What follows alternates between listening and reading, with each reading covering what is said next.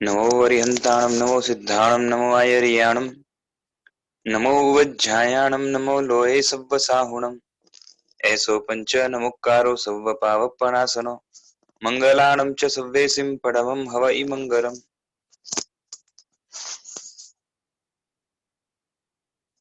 તપ વિષય ચાલે છે। 14મો પદ છે વિસ્થાનકની અંદર તપ પદ। તપ પોતે નિર્જરા પ્રધાન છે। તપની સાધના આત્મામાંથી કર્મોને દૂર કરવા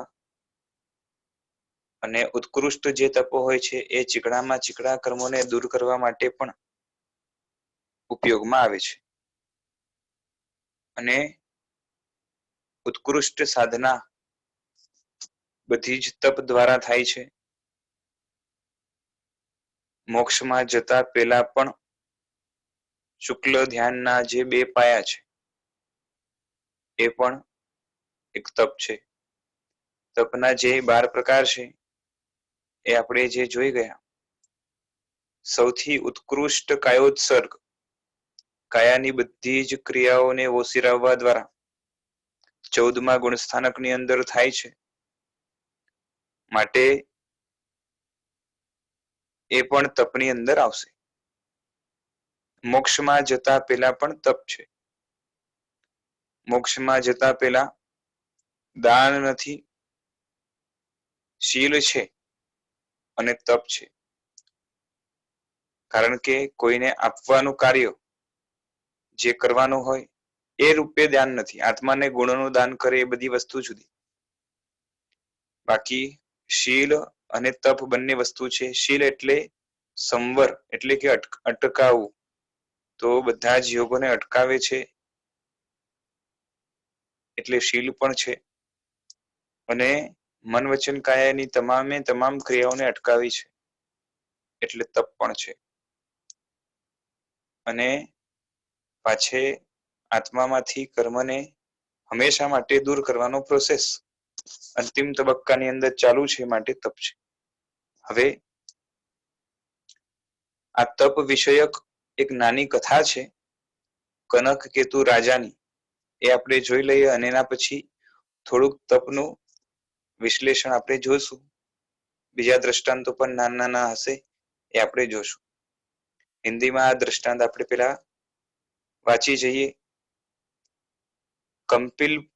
काम्पिल्यपुर की जनता के सौभाग्य से बाहरी उद्यान में श्रुत केवली श्री शांति सूरी जी महाराजा बड़े मुनि परिवार के साथ पधारे थे।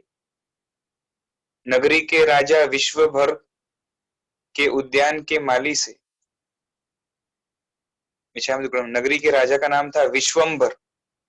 उन्होंने उद्यान के माली से यह शुभ समाचार प्राप्त किया कि शांतिशूरी जी महाराज विशाल श्रमण वृंद के साथ पधारे हुए हैं उद्यान में।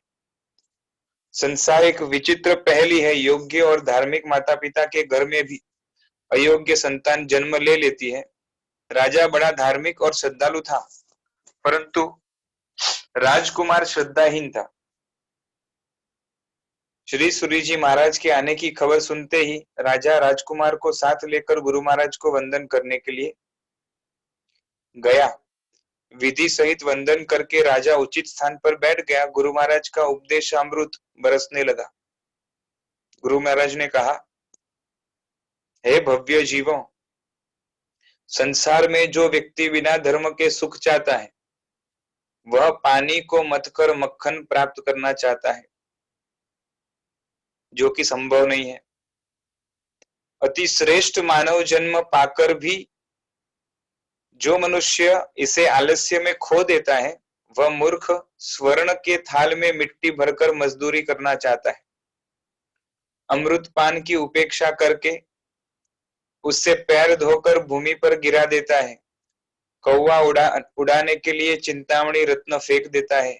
यह समस्त संसार मोह की शराब पिए हुए है।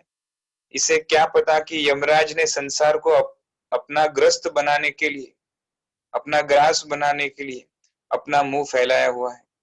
इसीलिए इस मोह नींद से जागकर हे भव्यजनों धर्म के प्रति उद्यम करो। इस उपदेश को सुनकर राजा हाथ जोड़कर निवेदन करने लगा कि हे गुरुदेव, यह मेरा पुत्र सब कलाओं में निपुण है, परंतु धर्म रूपी कला में मूर्ख है। दयानिधि, यह मेरा पुत्र कनक केतु कभी धार्मिक बनेगा या नहीं? गुरुजी ने उत्तर दिया, हे राजन, उचित द्रव्य क्षेत्र काल भाव को पाकर यह प्राणी धर्म को प्राप्त करता है। राजा ने कहा, महाराज, इस विषय पर कोई दृष्टांत सुनाने की कृपा करें। गुरु महाराज कहने लगे, एक मुनि के 3 शिष्य थे। एक दिन वे गुरुजी से पूछने लगे, गुरुजी, हम में से कभी कोई मोक्ष पाएगा या नहीं? गुरुजी केवल ज्ञानी थे। उन्होंने कहा, तुम इसी भव में सर्व कर्मों का नाश करके मोक्ष प्राप्त करोगे। शिष्यों ने सोचा, गुरुजी के वचन तो झूठे नहीं होते, इसीलिए हम तो साधु वेश त्याग कर गृहस्थी बन जाते। वे गृहस्थी बन गए, परंतु भोगावली कर्म भोगने के बाद गृहस्थ जीवन में इतनी परेशानी हुई कि उससे इस तरह दूर भागे जैसे प्यासा पानी के सरोवर की ओर दौड़ता है। पुनः दीक्षा धारण की, उग्र तपस्या करके सर्व कर्म का क्षय करके मोक्ष प्राप्त किया। इस तरह से हे राजन, तेरा पुत्र भी इस भव में धर्म की रुचि वाला बनेगा तथा तीसरे भव में महाविदेह क्षेत्र में तीर्थंकर पद प्राप्त करके मोक्ष प्राप्त करेगा। गुरुजी के वचन को सुनकर राजा को परम संतोष हुआ। राजा ने कनक केतु को राज्यभार सौंप कर दीक्षा धारण कर ली।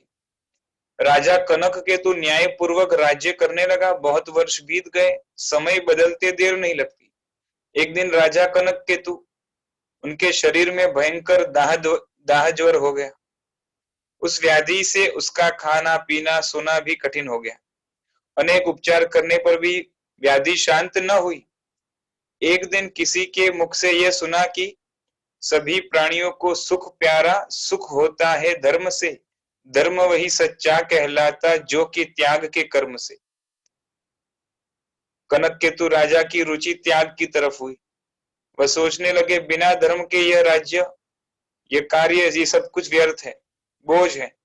प्रातः काल ही इसका त्याग करके मैं त्याग मार्ग की ओर रुचि लगाऊंगा। ऐसा सोचते उनकी बीमारी ठीक होने लगी।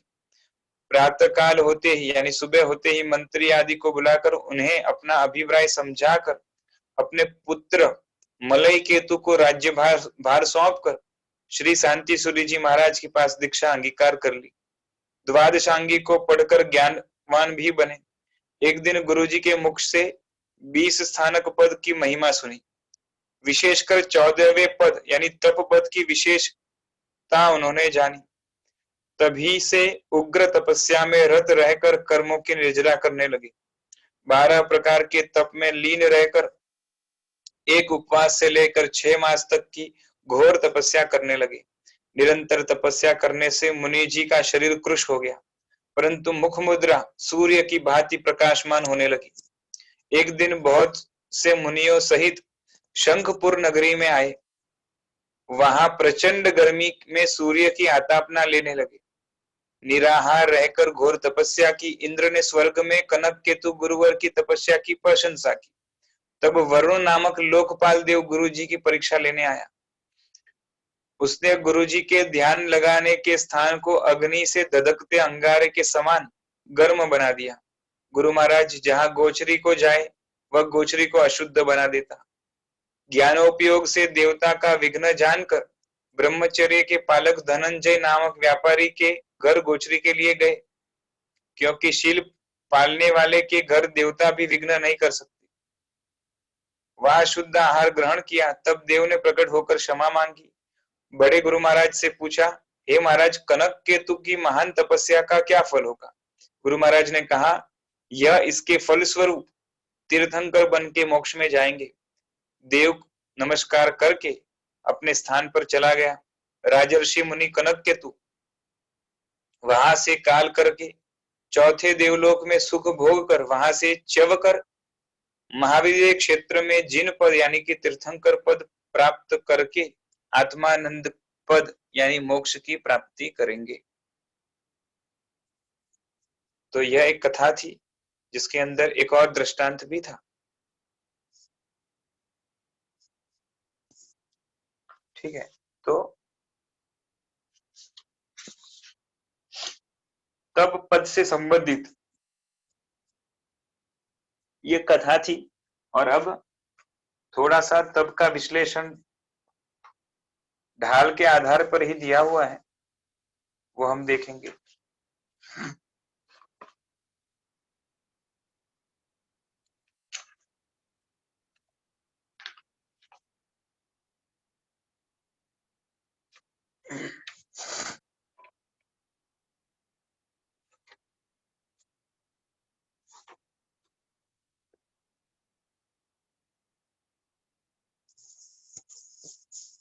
बार પ્રકારમાં જે તપ છે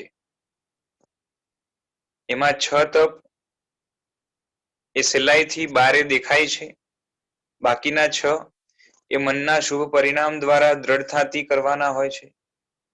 બંનેનો સુમેળ જીવન સંસ્કારીને મોક્ષગામી બનાવે। આ ઉપરાંત ઉપવાસ આદિ તપ દર્શન જ્ઞાન ચારિત્રની આરાધના કરાવવાના ઉદ્દેશ્યથી કર્મ ખપાવવા માટે કરાય છે। આ જીવ આહાર આદિ 4 સંજ્ઞાને અનંત કાળથી ગુલામ થયો છે। જે દિવસે તપ કરે તે દિવસે એટલો આહાર સંજ્ઞા ઉપર વિજય મેળવ્યો એ રીતે સમજવું। ક્યારેક ઉપવાસમાં પણ પારણાદિકની ચિંતા કરી એ કારણે પણ અતિચાર લાગે।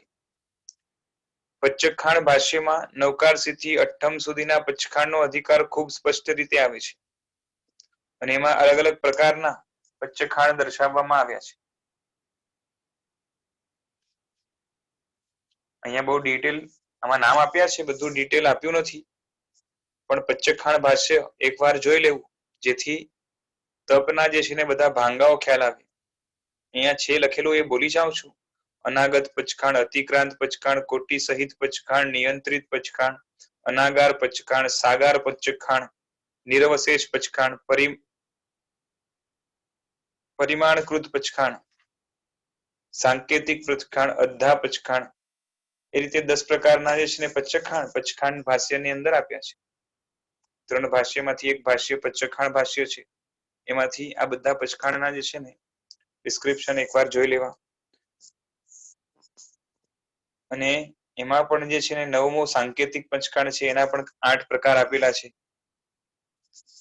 સામાન્ય રીતે નવકારસીના પચ્ચખાણમાં 4 ભાંગા એ એમાં આપેલા છે। ત્યાર પછી પચ્ચખાણમાં તેથી વધુ આપણે બોલીએ ને મુઠ્ઠી સંયમ પચ્ચખાઈ, યોગેશ્વરી એટલે નમસ્કાર સહિત, મુઠ્ઠી સહિત, એ રીતે બધામાં જે છે ને જેમ જેમ પચ્ચખાણ વધતા જાય એમાં વર્ડ્સ એડ થતા જાય, કારણ કે એની અંદર જે છે ને ત્યાગ વગેરે પણ વધારે કરવાનો આવે અને વધારે સાવધાની પણ રાખવામાં આવે, અને પચ્ચખાણ ન તૂટે એના માટે જે છે ને અમુક આગાર વગેરે પણ રાખવામાં આવે છે।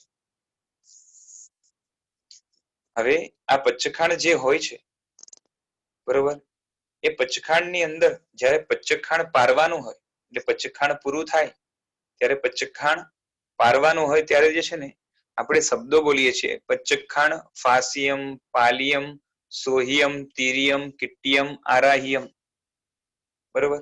આ બધા શબ્દ જે છે એટલે પચ્ચખાણ આપણું કેવું હોવું જોઈએ, અને એ મેં કર્યું છે, અગર ન કર્યું હોય તો એનું આપણે મિચ્છામિ દુક્કડમ આપીએ છીએ। તો આ બધાના અર્થ શું છે? તો ફાસિયમ એટલે પચ્ચખાણનો સમય પૂરો થયો છે એ વિચારો, એટલે પચ્ચખાણની જે છે ને આમ ફાસિયમ એટલે સ્પર્શ ના થાય, એટલે પચ્ચખાણ આખો પૂરો થયો, જેમ નવકારસી છે તો 48 મિનિટ પૂરી થઈ કે નહીં એની વિચારણા કરવામાં આવે। પછી પાલિયમ એટલે સતત કરેલા પચ્ચખાણ સંબંધી જાગૃતિ કે ઉપયોગ, કે જે પચ્ચખાણ કર્યું છે એ સંબંધી આપણે જાગૃતિ હોવી જોઈએ કે મારે આટલા પ્રકારના પચ્ચખાણ છે, એટલે કે પચ્ચખાણ ભૂલાઈ ન જાય એ રીતે જાગૃતિ રાખી, એટલે એને કહેવાય પાલિત, એટલે પાલિયમ એટલે પચ્ચખાણ આપણે એનું પાલન કર્યું। પછી સોહિયમ એટલે કે શોભાવ્યું, તો શોભાવ્યું એટલે શું? તો કે ગુરુ મહારાજ કે સાધર્મિકની ભક્તિ કર્યા બાદ વાપર્યું ત્યારે જ આપણું પચખાણ શોભે. પછી તિર્યમ, પચખાણ એ તારનારની આરાધના છે ને, એમ સમજીને પચખાણ આવ્યા બાદ એને તિરીટ કર્યું. તિરીટ એટલે શું? થોડુંક લંબાવ્યું, કે 48 મિનિટ મેં વાપર્યું નથી તો હજી 5 મિનિટ, 10 મિનિટ, 15 મિનિટ ન ખાવ તો શું ફરક પડે, એમ કરીને એને જે લંબાવવામાં આવે એને કહેવાય તિરીટ, એટલે કે તિર્યમ. તો 10-15 મિનિટ, 20 મિનિટ લંબાવવામાં આવે એને કહેવાય તિર્યમ. જેથી આપણા પચખાણ જે છે ને એનું એક જાતનું ટેસ્ટિંગ થાય કે ખરેખર એને નહીં ખાવું એ ઉપાદેય લાગે છે, ખાવું એ હેય લાગે છે. અને જો આ રીતે છે તો હજી થોડુંક લંબાવવા દ્વારા પોતાને પચખાણ ખરેખર ગમે છે એ ભાવ આપમેળે જે છે ને સ્પષ્ટ થાય છે. પછી કિટ્યમ, એટલે કરેલા પચખાણનો આનંદ, કિટ્યમ એટલે કીર્તિ, એટલે અંદરમાં જે છે ને શું કહેવાય? અનુમોદના, આનંદ અનુભવવું કે ધન્ય ઘડી આજ શક્તિ ગોપવ્યા વગર મેં તપ કર્યું. આપણે બોલીએ ને શક્તિ છે પરિણામ નથી. હવે શક્તિ છે પરિણામ નથી મતલબ આપણે શક્તિ ત્યાં ગોપવીએ છીએ, પણ જે દિવસે તપ થાય તો શક્તિ પણ છે, પરિણામ પણ છે. એટલે મારી શક્તિ આજના દિવસે મેં ગોપવી નથી, છુપાવી નથી, માટે મારો આજનો દિવસ ધન્ય થયો. આ રીતે અંદરમાં કીર્તન કરવું, અંદરમાં જે છે ને એને શું કહેવાય? એની અનુમોદના કરવી. અને આરાહ્યમ એટલે આરાધના, એટલે કે વિધિપૂર્વક પચખાણની આરાધના કરી. એટલે કે પચખાણમાં જે જે વિધિઓ આવતી હોય એ બધી જ જે છે ને આપણે પૂરી કરી. ઉપવાસ કર્યો તો એની સાથે જેટલી પણ વિધિ સંકળાયેલી હોય, અથવા તો ઉપવાસ જે જે નિમિત્તે કર્યો હોય એ નિમિત્તે જેટલી વિધિઓ સંકળાયેલી હોય સાથે, બે ટાઈમનું જે છે પ્રતિક્રમણ છે, પછી અમુક જાપ, સ્વાધ્યાય, સામાયિક વગેરે, આ બધું તો ઠીક છે, એકદમ કમ્પલસરી નહીં, પણ પ્રતિક્રમણ કમ્પલસરી આવે.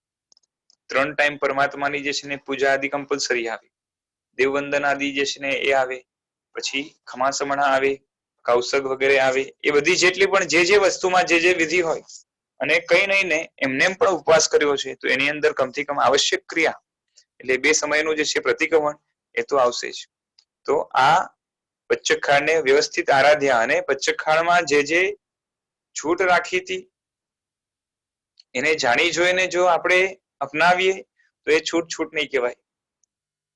પણ પચખાણની જે આરાધના કરવાની છે એ વ્યવસ્થિત કરીને સારી રીતે થોડીક કે વધારે નિર્જરા કરી હોય તો આરાધના કરી કહેવાય, એટલે આરાહ્યમ. અને જો ન આરાધી હોય તો તેનું ઈચ્છામિ દુક્કડમ. આપણે બોલે જમચો ન આરાહ્યમ તસ્સમ ઈચ્છામિ દુક્કડમ. કોઈ પણ નાનું મોટું પચખાણ કરતા પૂર્વે તે જ્ઞ પરિજ્ઞાનું કરું છું કે પ્રત્યાખ્યાન પરિજ્ઞાનું કરું છું તે શોધી લેવું જોઈએ. આ શું આપ્યું છે મને ખ્યાલ નથી. આમાં લખ્યું છે જ્ઞ પરિજ્ઞા દ્વારા પાપો કઈ રીતે બંધાય છે તે જાણવું. અચ્છા, એટલે પેલા જે છે ને આપણને ખબર હોવી જોઈએ કે પાપો બંધાય છે કઈ રીતે. તો સીધી વાત છે, અશુભ વિચાર, વાણી અને વર્તન દ્વારા પાપો બંધાય છે. તો જે પાપ કર્યા છે એમાં મારા વિચાર કેવા ખરાબ હતા, અંદરના પરિણામ કેવા ખરાબ હતા, એમાં મારી વાણીનો જો ઉપયોગ થયો હોય તો એમાં કેટલી ઉચિતતા કે અનુચિતતા હતી, આ બધાની વિચારણા કરીએ. અને પ્રત્યાખ્યાન પરિજ્ઞા એટલે શું? તો કે પાપ બંધાતા અટકાવવાનો પ્રયત્ન કરવો. એટલે કે ફરીથી પાપ ન બંધાય એના માટે નિયમ લઈએ, પચખાણ લઈએ. હવે ઉદ્દેશ જો સમજાય તો તેથી જીવનમાં ઘણા પરિવર્તન ફાયદા થાય. પચખાણ છે ને એનો ઉદ્દેશ સમજાય, કારણ કે પચખાણ દ્વારા શું કરીએ છીએ? પ્રત્યાખ્યાન દ્વારા આપણે સંવર કરીએ છીએ. પચખાણ જ્યારે કરવામાં આવે છે ત્યારે શું થાય છે કે અમુક વસ્તુ મારા જીવનમાંથી હું અટકાવું છું, એનું સેવન નહીં કરું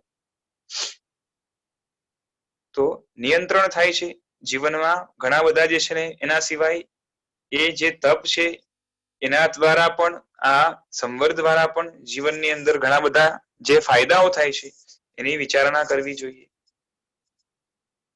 લાંઘણ રૂપે અથવા નિયાણા રૂપે કરવામાં આવતું તપ નિરર્થક છે. બરોબર છે કે કોઈ જીદ થી કે આજે જવા દે, આજે હું નથી ખાવું, તો કોઈ જીદ ના કારણે નથી ખાવું. ઘણી વાર થાય ને કે ઘરની અંદર ઝઘડો થયો હોય કાં તો અનબન થઈ હોય એટલે નક્કી કરી લે કે આજે મારે નથી ખાવું, તો એ રીતે કરે. અને જેમાં નિજરાનો ઉદ્દેશ ન હોય એ રીતે કરે, અથવા નિયાણું હોય એટલે તપ કરવા દ્વારા કંઈક ભૌતિક જોઈએ છે એવા પ્રકારનો ઉદ્દેશ હોય, મુક્તિની અભિલાષા અંદરમાં ન હોય, સંસારી જે છે ને અવસ્થાઓ એ ગમતી હોય, તો એ જો તપ કરે તો એ નિજરાનું કારણ ન બને, કારણ કે એ આર્ત ધ્યાનથી ઘેરાયેલું છે. દુર્ગતિનું આગળ જઈને પરંપરાએ કારણ બને અને વર્તમાનમાં પુણ્ય બાંધે, જે આગળ જઈને થોડાક સમય માટે સંસારની અંદર અનુકૂળતા આપશે. આવા પુણ્યને આપણે તુચ્છ પુણ્ય કહીએ છીએ અને એ પાપાનુબંધી પુણ્યની કેટેગરી વાળું છે. કેટલાક તપ આર્ત ધ્યાન, રીસામણા, કશાય એ બધાના કારણે કરતા હોય, એ બધા તપ પોતા માટે પણ અનર્થકારી છે. નવ તત્વમાં આશ્રવ, સંવર, નિજરા અને બંધ એ ચારની રજૂઆત કરેલી છે, છતાં એ બધા એક અપેક્ષાએ એકબીજાના વિરોધી છે. આશ્રવ એટલે કર્મનું આવવું, સંવર એટલે કર્મને રોકવું, આવતા અટકાવવું, નિર્જરા એટલે જૂના અંદરમાં પેસી ગયેલા કર્મ એને બહારે કાઢવું, અને બંધ એ કર્મનું આત્મા સાથે જોડાવું. બંધ અને નિર્જરા એ ઓપોઝિટ છે. આશ્રવ ને સંવર એકબીજાના ઓપોઝિટ છે. કર્મને આવવાના દ્વાર એને આશ્રવ કહેવાય છે.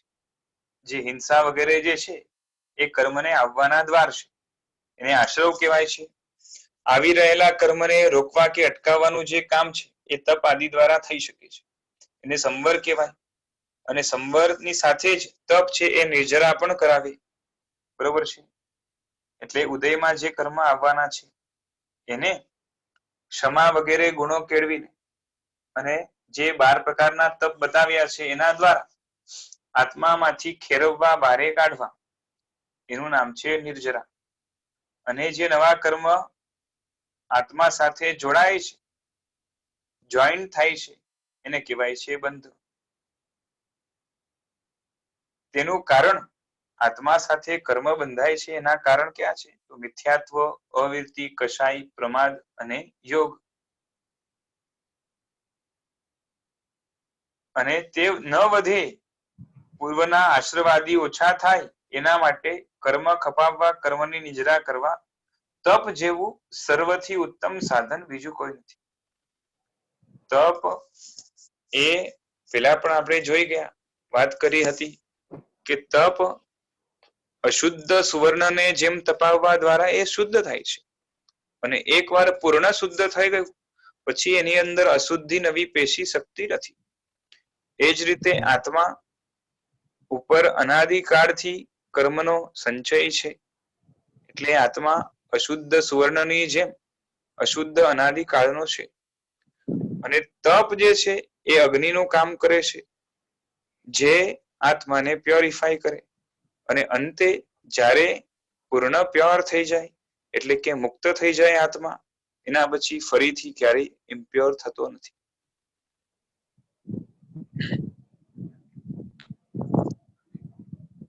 માઇક જેનો ચાલુ છે બંધ રાખજો.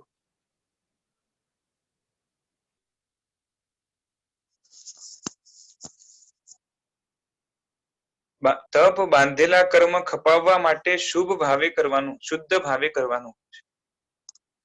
શુભ ભાવથી કરશું તો પુણ્ય બંધાશે, શુદ્ધ ભાવથી કરશું તો નિર્જરા થશે. જો ભાવ અશુદ્ધ તો તપ પણ અશુદ્ધ, જેથી જીવને વધારે ભમવું પડે. માટે તપ કરીએ ક્ષમતા રાખી ઘટમાં, એમ કહેવામાં આવ્યું છે કે અંદરમાં ક્ષમતા હોય, અંદરમાં શાંતિ હોય, અંદરમાં કશાયનું શમન હોય, અથવા તો એ કરવાનો ઈરાદો હોય અને એ પૂર્વક જો તપ કરવામાં આવે તો નિર્જરા કરાવી આપે, અન્યથા નિર્જરા નહીં થાય. સાધ્વી લક્ષ્મણાએ ગુરુ પાસે માયા કરીને પાપનું પ્રાયશ્ચિત માંગ્યું. ગુરુ બધું સમજી ગયા છતાં ગંભીર થઈને પ્રાયશ્ચિત આપ્યું. ગુરુના કથન અનુસાર એ બધું જ પ્રાયશ્ચિત સાધ્વીજીએ પૂર્ણ પણ કર્યું, પરંતુ માયા સહિત એ બધું કર્યું.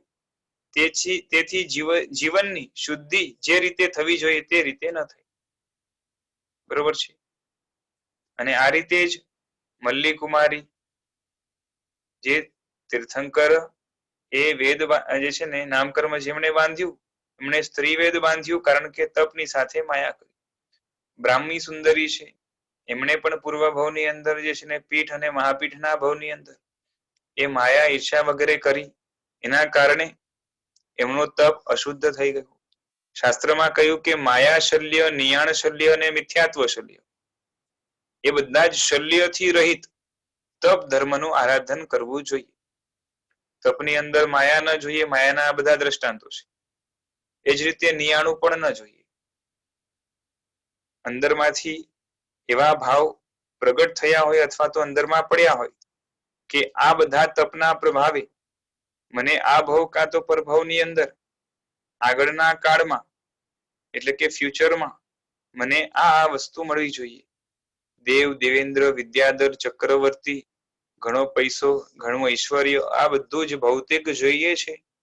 અને આ બધા માટે તપને પણ વેચી નાખવા માટે જે તૈયાર છે એ ખરેખર તપનો પૂજારી નથી, એ પૂતગલનો પૂજારી છે. માટે તપ એને ફળે નહીં. તો આ રીતે નિયાણાથી રહિત જેનું તપ છે એના માટે તપ નિર્જરાનું કારણ બનશે. નહીં તો આગળ જઈને આત્મા પોતે જ ઘણો રાગ આદિના કારણે ચીકણો થઈ જશે, જેથી કર્મ સામેથી આવીને ચોટશે. અને મિથ્યાત્વ શલ્યથી પણ રહિત હોવું જોઈએ. મિથ્યાત્વ જેવું કોઈ ભયંકર પાપ નથી. અને મિથ્યાત્વ પોતે શલ્ય એટલે જે પેલા હોય ને મોટા કાંટા, એની જેમ આત્માને ખૂંચ્યા કરે, આત્માને અંદરથી પીડ્યા કરે. તો મિથ્યાત્વ શલ્ય પણ ન જોઈએ, માયા શલ્ય પણ ન જોઈએ અને નિયાણ શલ્ય પણ ન જોઈએ. આ ત્રણ શલ્યથી રહિત થઈને જે તપ કરે એને નિર્જરાનું ફળ મળે, એના વગર ફળ મળતું નથી. મન દંડ, વચન દંડ અને કાયા દંડથી આત્મા વારંવાર દંડાય છે. મન દંડ એટલે શું? તો એવી ક્રિયા જેના દ્વારા આપણે ખરાબ ખોટા ન જોઈએ એવા વિચાર કરીએ અને એના દ્વારા કર્મ બંધાય એને કહેવાય મન દંડ. એ જ રીતે વચનનો પણ દુરુપયોગ કરીએ અને કાયાનો પણ દુરુપયોગ કરીએ એ વચન દંડ અને કાયા દંડ છે. અને એના કારણે આત્મા વારંવાર દંડાય છે. ખરાબ કરી આવે છે મન, વચન અને કાયા, પણ એની સજા કોને મળે છે? તો કે આત્માને મળે છે. આ તો કેવું થાય કે દીકરો ગામમાં દેવું કરીને આવે એટલે બધું બાપે ભરવાનું. એ જ રીતે મન, વચન, કાયા છે એ બધા છે ને દેવું કરીને આવે છે. ને બધી ભરપાઈ કોને કરવાની? તો કે આત્માએ કરવાની. તો આ રીતે મન દંડ અને વચન દંડ અને કાયા દંડ એનાથી બચવા માટે મન ગુપ્તી, વચન ગુપ્તી અને કાયા ગુપ્તી એની જરૂરત પડશે. અને તપ આદિ જ્યારે એનું સેવન થાય તો એમાં વધારે આ ગુપ્તીઓનો પણ ભાગ, એનો રોલ હોય તો તપ વધારે શોભે. જેટલું બની શકે એટલું મન, વચન, કાયા કંટ્રોલમાં જોઈએ. જેટલું કંટ્રોલમાં રહે એટલી આત્માની શુદ્ધિ થાય. અને જેટલું કંટ્રોલમાં કદાચ નથી તો એને શુભ સાથે જોડી દેવાનું, તો કમથી કમ પુણ્ય બંધાય પણ પાપમાં ન જાય એની ખાસ તકેદારી કે કાળજી રાખવી જોઈએ. તપમાં આયંબિલ એક કલ્યાણકારી, મંગલકારી તપ છે. આવું બીજા કોઈ ધર્મમાં તપ બતાવ્યું નથી. આયંબિલ જેવું તપ વિશ્વના બીજા ધર્મોની અંદર ક્યાંય બતાવ્યું નથી. પણ એની એક ખાસિયત એ કે જેનાથી ભૂખ સહન નથી થતું. બરોબર છે. ઘણી ભૂખ જેને લાગે છે એવો વ્યક્તિ પણ થોડો કંટ્રોલ કરે મન ઉપર તો આયંબિલ જેવો તપ સરળતાથી કરી શકે. શરીરને ટેકો મળે અને ઇન્દ્રિયોને ટેકો આપવાની જરૂરત નથી. શરીરને ટેકો મળવાનું ઓછું થાય તો શરીર શિથિલ બને અને ઘણી બધી ક્રિયાઓ અટકી જાય.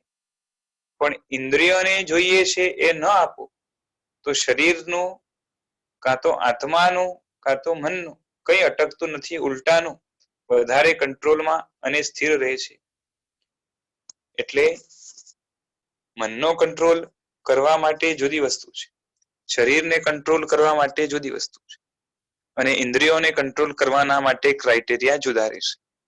મનને સાચા તત્વથી કન્વિન્સ કરીને કાબુમાં લેવાનું. શરીર છે એને ખપ પૂરતું આપીને વધારેમાં વધારે કાર્ય કરવા દ્વારા કાબુમાં રાખવાનું, અને ઇન્દ્રિયને જોઈતી વસ્તુ ન આપવા દ્વારા આપણે પોતાનો સમય શક્તિનો વેડફાટ બચાવી અને કાબુમાં લેવાનું. એટલે ત્રણેયને હેન્ડલ કરવાના જે છે ને તરીકા કે એ ટ્રીક જુદી છે. અને એમાં આ એમ્બિલ જે છે એ મન વચન કાયા ત્રણેયને કંટ્રોલમાં લેવા માટે એક રામબાણ ઉપાય કહીએ તો ચાલે.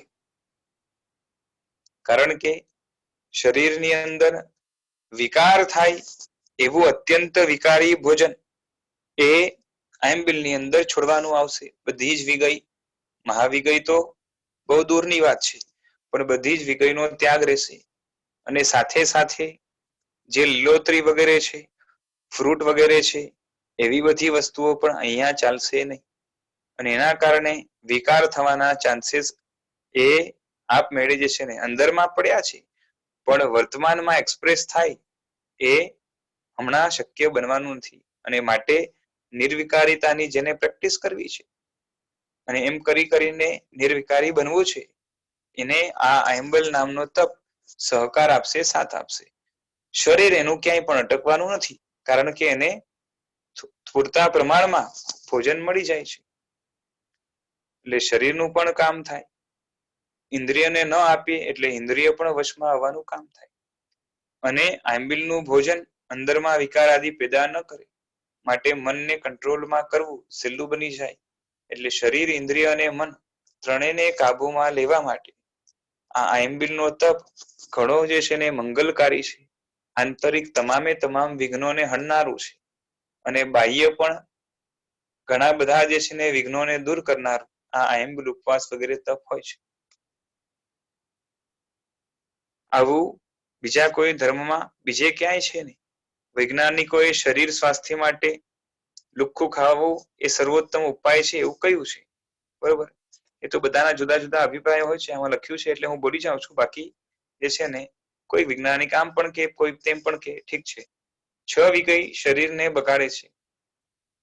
વિચારકોએ ઉપવાસને પોતાનું ઘર, આંબિલને મિત્રનું ઘર અને એકાસનું જે છે ને જે વિગયમય હોય એ શત્રુનું ઘર કહ્યું છે, બરોબર છે. આ બહુ સારી વાત કહી છે. તમને ખબર હોય ને તો પન્યાસજી મહારાજ ભદ્રંકર વિજયજી મહારાજ હતા, જે નમસ્કાર મહામંત્રના મહાસાધક, આરાધક અને સતત એના જાપમાં લીન રહેતા. એ કહેતા કે ઉપવાસ જે છે એ પોતાનું ઘર છે, કારણ કે એમાં પૂતગલનું ઇન્વોલ્વમેન્ટ નથી. ઇન્વોલ્વમેન્ટ એટલે આપણે પૂરી રીતે પૂતગલથી દૂર થવા માટે ત્યાં પ્રયત્નશીલ હોઈએ છીએ. એટલે ઉપવાસમાં રહેવું, ન ખાવું, આહાર જ ન લેવો, એ આત્માનું પોતાનું ઘર છે. પોતાનું ઘર હોય એમાં જે છે ને બીજા ઉપર એ નિર્ભરતા કે ડિપેન્ડન્સી કે ભાડું આપવું વગેરે કંઈ કરવાની જરૂરત ન હોય. આંબિલ છે એ મિત્રનું ઘર છે. મિત્રના ઘરની અંદર કદાચ આપણે રહેવા જઈએ તો પોતાના ઘર જેટલી ઇન્ડિપેન્ડન્સ તો ન જ મળે, પરંતુ જે છે ને શત્રુના ઘર કરતા એ એનામાં ઇન્ડિપેન્ડન્સ, છૂટછાટ કે મોજ મજા વધારે મળે. તો એ રીતે આંબિલ છે કે ઉપવાસ જેટલી જે છે ને પૂરેપૂરી કંટ્રોલ નથી, ડિપેન્ડન્સી છે ખરી, પણ કેવું તો એમાં એક મર્યાદા ખરી, પણ ઇન્ડિપેન્ડન્સી પણ જે છે ને રહેવાની. એટલે મન વચન કાયાને એકદમ બાંધીને રાખે એવું નથી, પણ મિત્રના ઘરે પણ લાંબો સમય સુધી રોકાઈએ તો જોખમ થાય. એ જ રીતે આંબીલની અંદર પણ વધારે સમય બેસીને જે છે ને વધારે ખાઈએ તો જે છે ને એ કેવું થાય તો કે શત્રુના ઘર જેવું થઈ જાય. એટલે લુખ્ખું સુખ્ખું પણ આહાર અધિક પ્રમાણમાં ન કરવું એવું શાસ્ત્રકાર ભગવંતો કહે છે. આ નિયમો મોટે ભાગે સાધુ માટે ખરા, પણ શ્રાવકને પણ લાગુ પડે, કારણ કે શરીર તો એ જ છે. અને એકાસનું કે બીજા છૂટવાળા તપ છે જેની અંદર વિગઈ વગેરે વાપરવાની હોય છે, એ શત્રુનું ઘર છે. હવે શત્રુના ઘરમાં જો રહેતા હોઈએ તો કેટલી સાવધાની જોઈએ. માટે એકાસનું કરીએ છીએ ભરીએ ભાણે, બેસનું કરીએ છીએ અથવા તો છૂટા છીએ, 3 ટાઈમ વાપરીએ છીએ, 4 ટાઈમ વાપરીએ છીએ, એ બધા જ ભારે ભારે શત્રુના ઘર કહી શકાય. એટલે જ્યાં વિગઈ વાપરવાનું આવે ત્યાં ઘણી જ સાવધાની આપણને કેળવવી પડશે. એ ધ્યાનમાં રાખીને વાપરવાનું. ત્યાં એકદમ શું કહેવાય કે એક કદમ ફૂંકીને રાખવો પડે, સંભાળીને રાખવો પડે, કારણ કે જે શત્રુ છે એના ઉપર ભરોસો ન કરાય. હવે હા બોલ. આંબેલ લાંબો સમય ન કરવું એવું કીધું હતું. લાંબો સમય એટલે તમે વાપરવા બેઠા તો 15-20 મિનિટમાં પતી જતું હોય તો 1 કલાક સુધી જે છે ને ખાધા કરવું, એમ નહીં. લાંબો સમય એટલે તમે કન્ટિન્યુ છે ને વર્ષો સુધી કરો એની ના નથી. ઓકે ઓકે, હા સમજાય. એ રીતે હા. કર્મ વિજ્ઞાનમાં કર્મ બાંધવામાં ક્રમમાં સ્પૃષ્ટ, બદ્ધ, નિદ્ધત અને નિકાચિત આ 4 પગથિયા કયા છે? બરોબર છે. કર્મ જે બંધાય છે આત્મા સાથે, એમાં અમુક કર્મ કેવા છે કે ખાલી સ્પર્શેલા, બદ્ધ એટલે બંધાયેલા એટલે થોડાક વધારે મજબૂત, નિદ્ધત એટલે એના કરતા વધારે મજબૂત, અને નિકાચિત એટલે અત્યંત એકમેક થઈ ગયેલા. આ 4 જે છે કર્મની એ કેટેગરીઝ છે સ્ટ્રેન્થના આધારે, બોન્ડિંગની જે સ્ટ્રેન્થ છે આત્મા સાથે એના આધારે આ 4 પ્રકાર છે.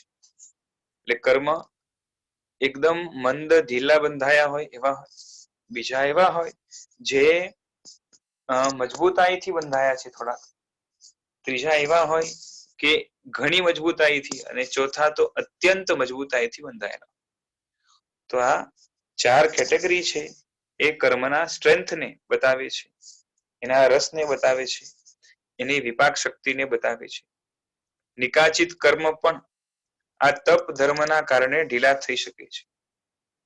નિકાચિત કર્મને દાન કે શીલ સહેલાઈથી હટાવી ન શકે.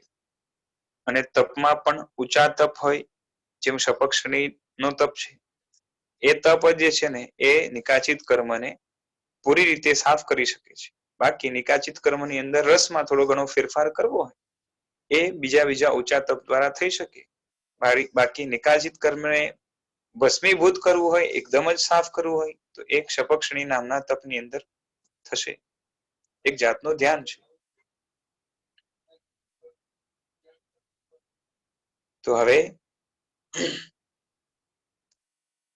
નિકાચિત કર્મ એને પણ, એટલે અહીંયા તપનો મહિમા બતાવે છે કે તપ જે છે એ નિકાચિત કર્મોને પણ કાઢવા માટે આત્માને સહાયભૂત થાય છે. સંસારમાં અરિહંત સિદ્ધ સાધુ કેવલી પ્રરૂપિત ધર્મ એ 4 પરમ મંગલ છે, અને એ 4 તપની સાધના કરેલી છે. અરિહંત હોય આપણે કહીએ છીએ ને, અરિહંતા મંગલમ સિદ્ધા મંગલમ સાહુ મંગલમ કેવલી પન્નતો ધમ્મો મંગલમ. એટલે સંસારની અંદર 4 પરમ મંગલ છે, અરિહંત, સિદ્ધ, સાધુ અને કેવલી. તો એ 4 જે છે એ તપ ધર્મની સાધનામાં એ મસ્ત હોય છે, કાં તો 4 એ તપ ધર્મની સાધના કરેલી છે અને એના દ્વારા જ એ પદો મેળવેલા છે. અરિહંત પણ પોતે તપ કરીને અરિહંત થયા છે. સિદ્ધ છે એ તપમાંથી પસાર થઈને સિદ્ધ થયા છે. સાધુ છે તો એનું સાધુપણું પણ છે ને એ અમુક પ્રકારના તપની આરાધના દ્વારા એ છે. અને ધર્મ છે તો એ ધર્મમાં તપનો સમાવેશ છે જ, કારણ કે 4 પ્રકારના ધર્મ છે કેવલી પ્રરૂપિત, દાનશીલ, તપ અને ભાવ. તો એની અંદર પણ તપ ઇન્ક્લુડેડ છે. એટલે તપ કહી શકાય કે આ રીતે બધા મંગળમાં પરમ મંગળ છે, પહેલું મંગળ છે. બરોબર. જેમ આપણે ગઈકાલે જોયું કે નમસ્કાર મહામંત્ર છે, નવકાર છે, એ નવકાર એ ત્યાં લખ્યું કે જે છે ને પડમાં હોય મંગલમ, પેલું મંગલ છે, એટલે 5 પરમેષ્ઠીને કરેલો નમસ્કાર એ પરમ મંગલ છે. અહીંયા કહે છે કે તપ છે એ પહેલું મંગલ છે કે પ્રથમ મંગલ છે, બરોબર છે. તો હવે બે માંથી સાચું કયું? તો કે બંને સાચા છે અપેક્ષાએ. જ્યાં જેની વાત થતી હોય એને પ્રદાન કરવામાં આવે. કાલે કોઈ પ્રશ્ન પૂછેલો કે લોગસની જગ્યાએ જે છે નવકાર કેમ? તો જ્યાં જે હોય એ ત્યાં રિક્વાયરમેન્ટ લોગસની જ છે. જેને લોગસ નથી આવડતું એના માટે નવકાર જે છે ને, કેમ કે જૈન શાસનમાં જે હોય મોટે ભાગે જે છે ને શરૂઆતનો એક મંત્ર એ નવકાર લગભગ ભણ્યા હોય. માટે કઈ ના આવડતું હોય તો નવકાર આવડતું હોય એટલે માટે લોગસની જગ્યાએ નવકાર મૂક્યો. બાકી નવકાર દ્વારા જ બધા કર્મ ખપે છે, બરોબર. એ વાત જે છે ને એ સાપેક્ષ છે, અપેક્ષાએ છે. અને એવું જ હોય તો પછી છે ને આપણે સામાયિક પ્રતિક્રમણ બાકી કઈ કરવાની જરૂર નથી, ખાલી નવકાર ગણ્યા કરો ને, બરોબર. તો એવું નથી, બધી જ વસ્તુની જરૂરત છે. માટે પરમાત્માએ પોતાના શાસનમાં 14 પૂર્વના સાર તરીકે નવકારને જો કહ્યો હોય તો પછી 14 પૂર્વ રચવાની શું જરૂરત છે? ખાલી નવકાર રચી દે ને. પણ સાર જે છે ને એક સમરાઇઝ ફોર્મ છે, એકદમ ટૂંકાણમાં છે. એનો વિસ્તાર જેને જાણ્યો નથી એ નવકારને બરોબર સમજી નહીં શકે, અને નવકારના વિસ્તારને જેને જાણ્યો છે એ 14 પૂર્વને જેમ સમજી શકશે એમ નવકારને પણ બરોબર સમજી શકશે, બરોબર છે. તો આ જ રીતે જેમ નમસ્કાર જે પરમાત્મા આદિને એટલે કે અરિહંત સિદ્ધ આચાર્ય ઉપાધ્યાય સાધુને કરેલો નમસ્કાર જેમ પરમ મંગલ છે, એમ તપ પણ પરમ મંગલ છે. અને નિકાચિત વગેરે કર્મોને ક્ષય કરવા માટે જે છે ને તપ એ રામબાણ ઉપાય છે.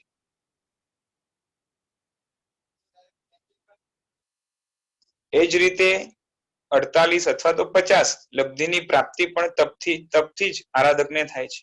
જે લબ્ધિઓ હોય છે જુદી જુદી પ્રકારની, બરોબર.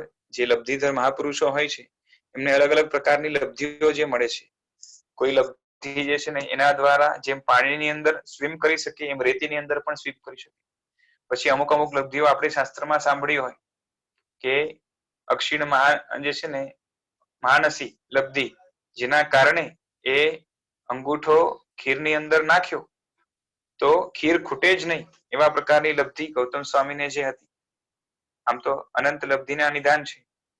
એ શું કહેવાય કે સૂર્યની કિરણને પકડીને જે છે ને એ પહાડ પર ચડી ગયા. પછી કોઈને જંઘાચારણ લબ્ધિ હોય જેના કારણે કૂદકો મારીને એક દ્વીપ સમુદ્રમાંથી બીજા દ્વીપ સમુદ્રમાં જઈ શકે. તો આ રીતે જુદા જુદા પ્રકારના લબ્ધિધારી વ્યક્તિઓની વાત, મહાપુરુષોની વાત આપણે શાસ્ત્રની અંદર ના દ્રષ્ટાંતો જ્યારે સાંભળતા હોઈએ છીએ ત્યારે સાંભળવામાં આવે છે. તો આ અલગ અલગ પ્રકારની લબ્ધિ આપણે બોલીએ છીએ ને, ખેલો સહી માઈ લબ્ધિ પત્તાણમ, એટલે શ્લેષ્મ ઔષધિ. કોઈકનો જે છે ને શરીરનો શ્લેષ્મ હોય એટલે કે કફ વગેરે હોય એ પણ ઔષધિ રૂપ હોય. એનો જે છે ને સ્પર્શ કોઈને થઈ જાય તો એ જે છે ને શું થઈ જાય, સામેવાળાને એ બીમારી દૂર કરવાનું કામ કરે. જે કોઈ પણ લબ્ધિધર મહાપુરુષો થયા છે એ સર્વે તપનું શરણું લીધું છે. તપ વગર લબ્ધિઓ પ્રાપ્ત નથી થતી.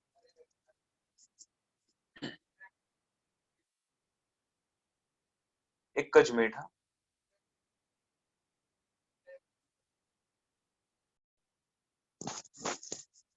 હવે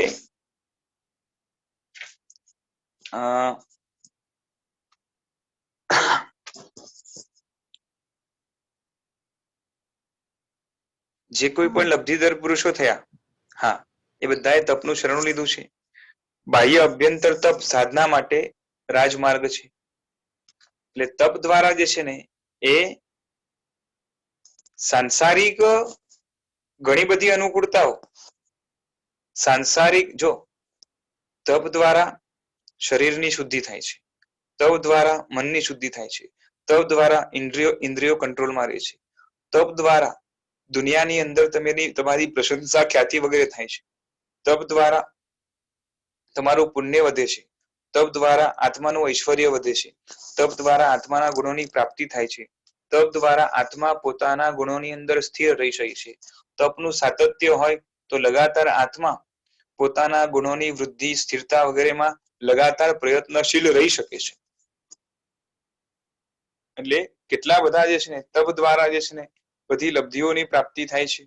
તપ દ્વારા કેટલી બધી શક્તિઓ ખીલે છે આત્માની.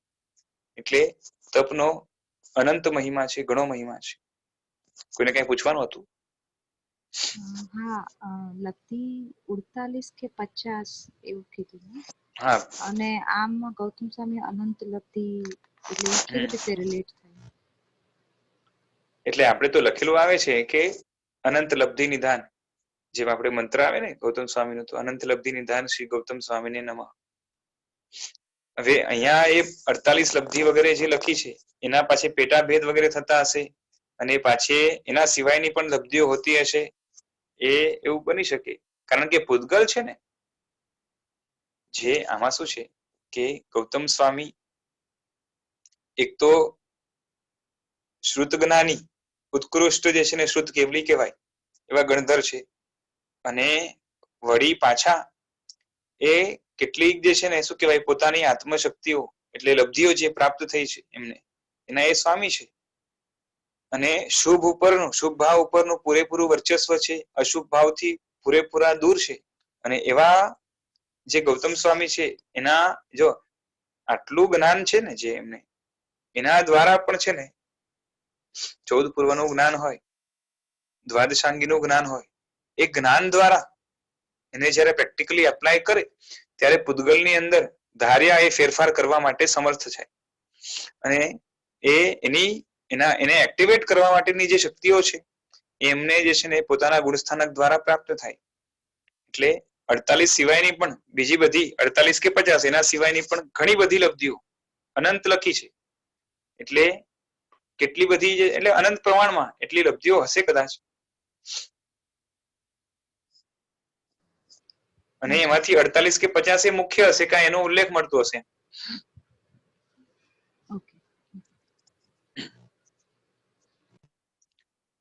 તપનો વિસ્તારથી અર્થ કરશું તો સંસારી જે કંઈ પણ ધન કમાવા પુરુષાર્થ કરે છે તે પણ શું તપ એટલે કે મહેનત નથી? બરોબર ને? આપણે મહેનત કરીએ એ પણ એક જાતનો તપ છે. પછી વિદ્યાર્થી પરીક્ષામાં 85 કે 90% માર્ક લઈ આવે એના માટે દિવસ રાત ઉજાગરા કરે, એક જાતની એની તપ છે, એક જાતની સાધના છે. સારું પરિણામ એના દ્વારા મેળવે તે પણ શું તપ નથી? એક વાત નિશ્ચિત છે કે આ તપ કર્મ ખપાવવા કે ધર્મની આરાધનાની બુદ્ધિથી એ લોકોએ કર્યા નથી, માટે આપણે એને તપ નથી કહેતા. બાકી સંસારમાં તો એને પણ તપ જ કહેવાય છે કે આટલી તપશ્ચર્યા પછી એને 90% માર્ક લાવ્યા, આટલી તપશ્ચર્યા પછી એને જે છે ને આટલું ધન કમાયું.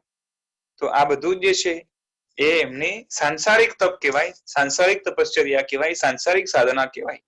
એને ધર્મ તરીકે આપણે જે છે ને બિરદાવીએ નહીં, પણ ત્યાં જે રીતે તપ છે અહીંયા આખું ઓર્ડર એનો રિવર્સ આવશે. એટલે જ્યાં પુરુષાર્થ અંદરમાં થાય છે અને જેની અંદર લગ્ની લાગે, વ્યક્તિ ધૂન દખાવે, એની અંદર જે છે ને આખો ડૂબી જાય અને એના દ્વારા ત્યાં સંસારના ક્ષેત્રની અંદર કર્મના ઢગલા કરે અને સામે અહીંયા જે છે ને કર્મને ખપાવે. પણ પ્રબળ પુરુષાર્થ જેની અંદર લાગે છે એ આ તપ છે. તીર્થંકર થવા માટે જેમ વિસ્થાનકની ઉત્તમ પ્રકારની આરાધના તપમાં છુપાય છે, કારણ કે વિસ્થાનકને આપણે તપ કહીએ છીએ, વિસ્થાનક તપની આરાધના, તેમ તીર્થંકર થયા પછી પણ ઘાતી કર્મ ખપાવવા માટે અને છેલ્લે એટલે છેલ્લા ભાવમાં ઘાતી કર્મ ખપાવવા માટે પણ એમને તપ લાગે છે. અને નિર્વાણ પદ પ્રાપ્ત કરવા માટે પણ વિતરાગ પ્રભુ અનશન સહિત તપ કરતા હોય છે. એનો અર્થ એ જ કે શાશ્વત એવું તપ પદ શાશ્વત આત્માને શાશ્વત સ્થાને પહોંચાડવા માટે સમર્થ છે. તેથી જ તપનું આરાધન કરવા પ્રભુએ ઉપદેશ આપ્યો. સાધ્ય અને સાધનની અપેક્ષાએ સાધન તપ છે. એટલે કે સાધ્ય છે એ આત્માની શુદ્ધિ છે અને તપ છે એ સાધન છે. અને સાધક કોણ છે? તો કે જીવ છે. તો જીવ સાધક છે, તપ સાધન છે અને સાધ્ય આત્માની શુદ્ધિ એટલે મોક્ષ છે. હવે આગળ કહે છે કે તપનો ઉદય ન હોવાથી કુરગડુ મુનિએ જીવનમાં તપ કરવા ઘણી ભાવના ભાવી, પણ તપના અંતરાયના તથા આહાર સંજ્ઞાના કારણે એ ન કરી શક્યા. છતાં અભ્યંતર તપમાં વિનય ગુણના કારણે એ આહાર કરતા કેવડી થયા. શું લખ્યું? તપનો ઉદય ન હોવાથી. આ તો એક ખાલી ભાષા છે વ્યવહારની. તપનો ઉદય ન હોવો એટલે શું? તો કે ભૂખ એટલી બધી લાગે કે એ તપ કરી શકે નહીં. જો એમના જીવનમાં આ જે બાહ્ય તપ છે આહાર સંબંધી, એમાં તકલીફ છે. બાકી સ્વાધ્યાય વગેરે બધા એમાં પૂરા છે. એટલે કે આભ્યંતર તપમાં એને કઈ પ્રોબ્લેમ નથી. એમને તપ ન થાય એવા પ્રકારના અંતરાયો, અથવા તો એમ કહી શકાય કે એવા પ્રકારના એ શું કહીએ એ શુદ્ધા વેદની વગેરે જે કર્મો છે એ એમને સતાવે છે.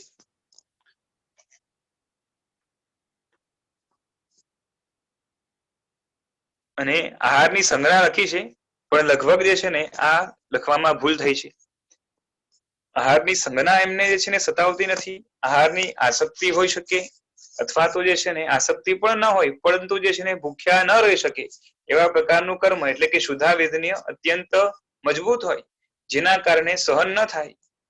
છતાં શું હતું કે અભ્યંતર તપમાં વિનય ગુણ એમની પાસે હતો, અને બીજા પણ જે છે ને ગુણો હતા અભ્યંતર તપમાં પૂરા હતા. બાહ્ય તપમાં એક ઉપવાસ વગેરે અનશન વગેરે કરી નહોતા શકતા.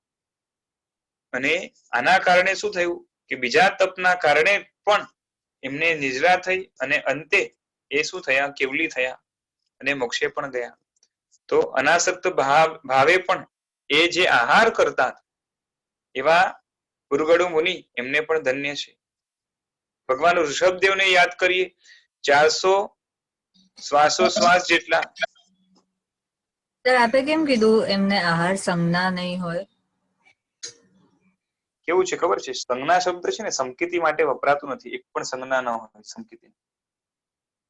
સમ્યક દર્શન આવ્યા પેલા સંજ્ઞાઓ બધી ચાલી જાય. આસક્તિ હોઈ શકે. અચ્છા, ઓકે. તો આહારની સંજ્ઞા પોતે છે સંકેતી. સાધક છે, પણ જે છે ને ખાવાનું જે છે ને એ એમને જોઈએ, કારણ કે ભૂખ સહન થતી નથી. અચ્છા, ઓકે. હજી કોઈ પહેલો દ્રષ્ટાંત પણ આવે છે ને, મને નામ ખ્યાલ નથી. સાધ્વીજી મહારાજે પોતાના ભાઈને જે છે નૌકારસી પણ નહોતી થતી, માંડમાં નૌકારસી થતી હતી, તો પચકાણ વધારતા ઉપવાસ સુધીનું પચકાણ કરાવ્યું, તો એ કાળ કરી ગયા. અને પછી દેવતાએ છે ને એમને આશ્વાસન આપ્યું કે કાળ કરીને એમની સદગતિ થઈ છે, અને એમને જે છે ને એ સાધ્વીજીને પોતે સિમંદર સ્વામી પાસે લઈ જાય છે. સર, એ શાલીભદ્રના બહેન હતા? કોના? શાલીભદ્રના બહેન હતા? મને ધ્યાન નથી આવ્યું. સ્થૂલીભદ્રના બેન, હા, એમના ભાઈ હતા. આઈ થિંક એ કાળ કરી ગયા હતા લગભગ. શ્રીયક નામ છે ને? હા, પછી એ કરી નહોતા શકતા. હા, એ થયા હતા સાધુ, પણ જે છે ને એ તપસ્યા, બાહ્ય તપ, આ જે છે ને અનશન, એ નહોતા કરી શકતા. એટલે કોનું દ્રષ્ટાંત છે એકદમ ધ્યાન નથી, એટલે એ જ હશે કદાચ.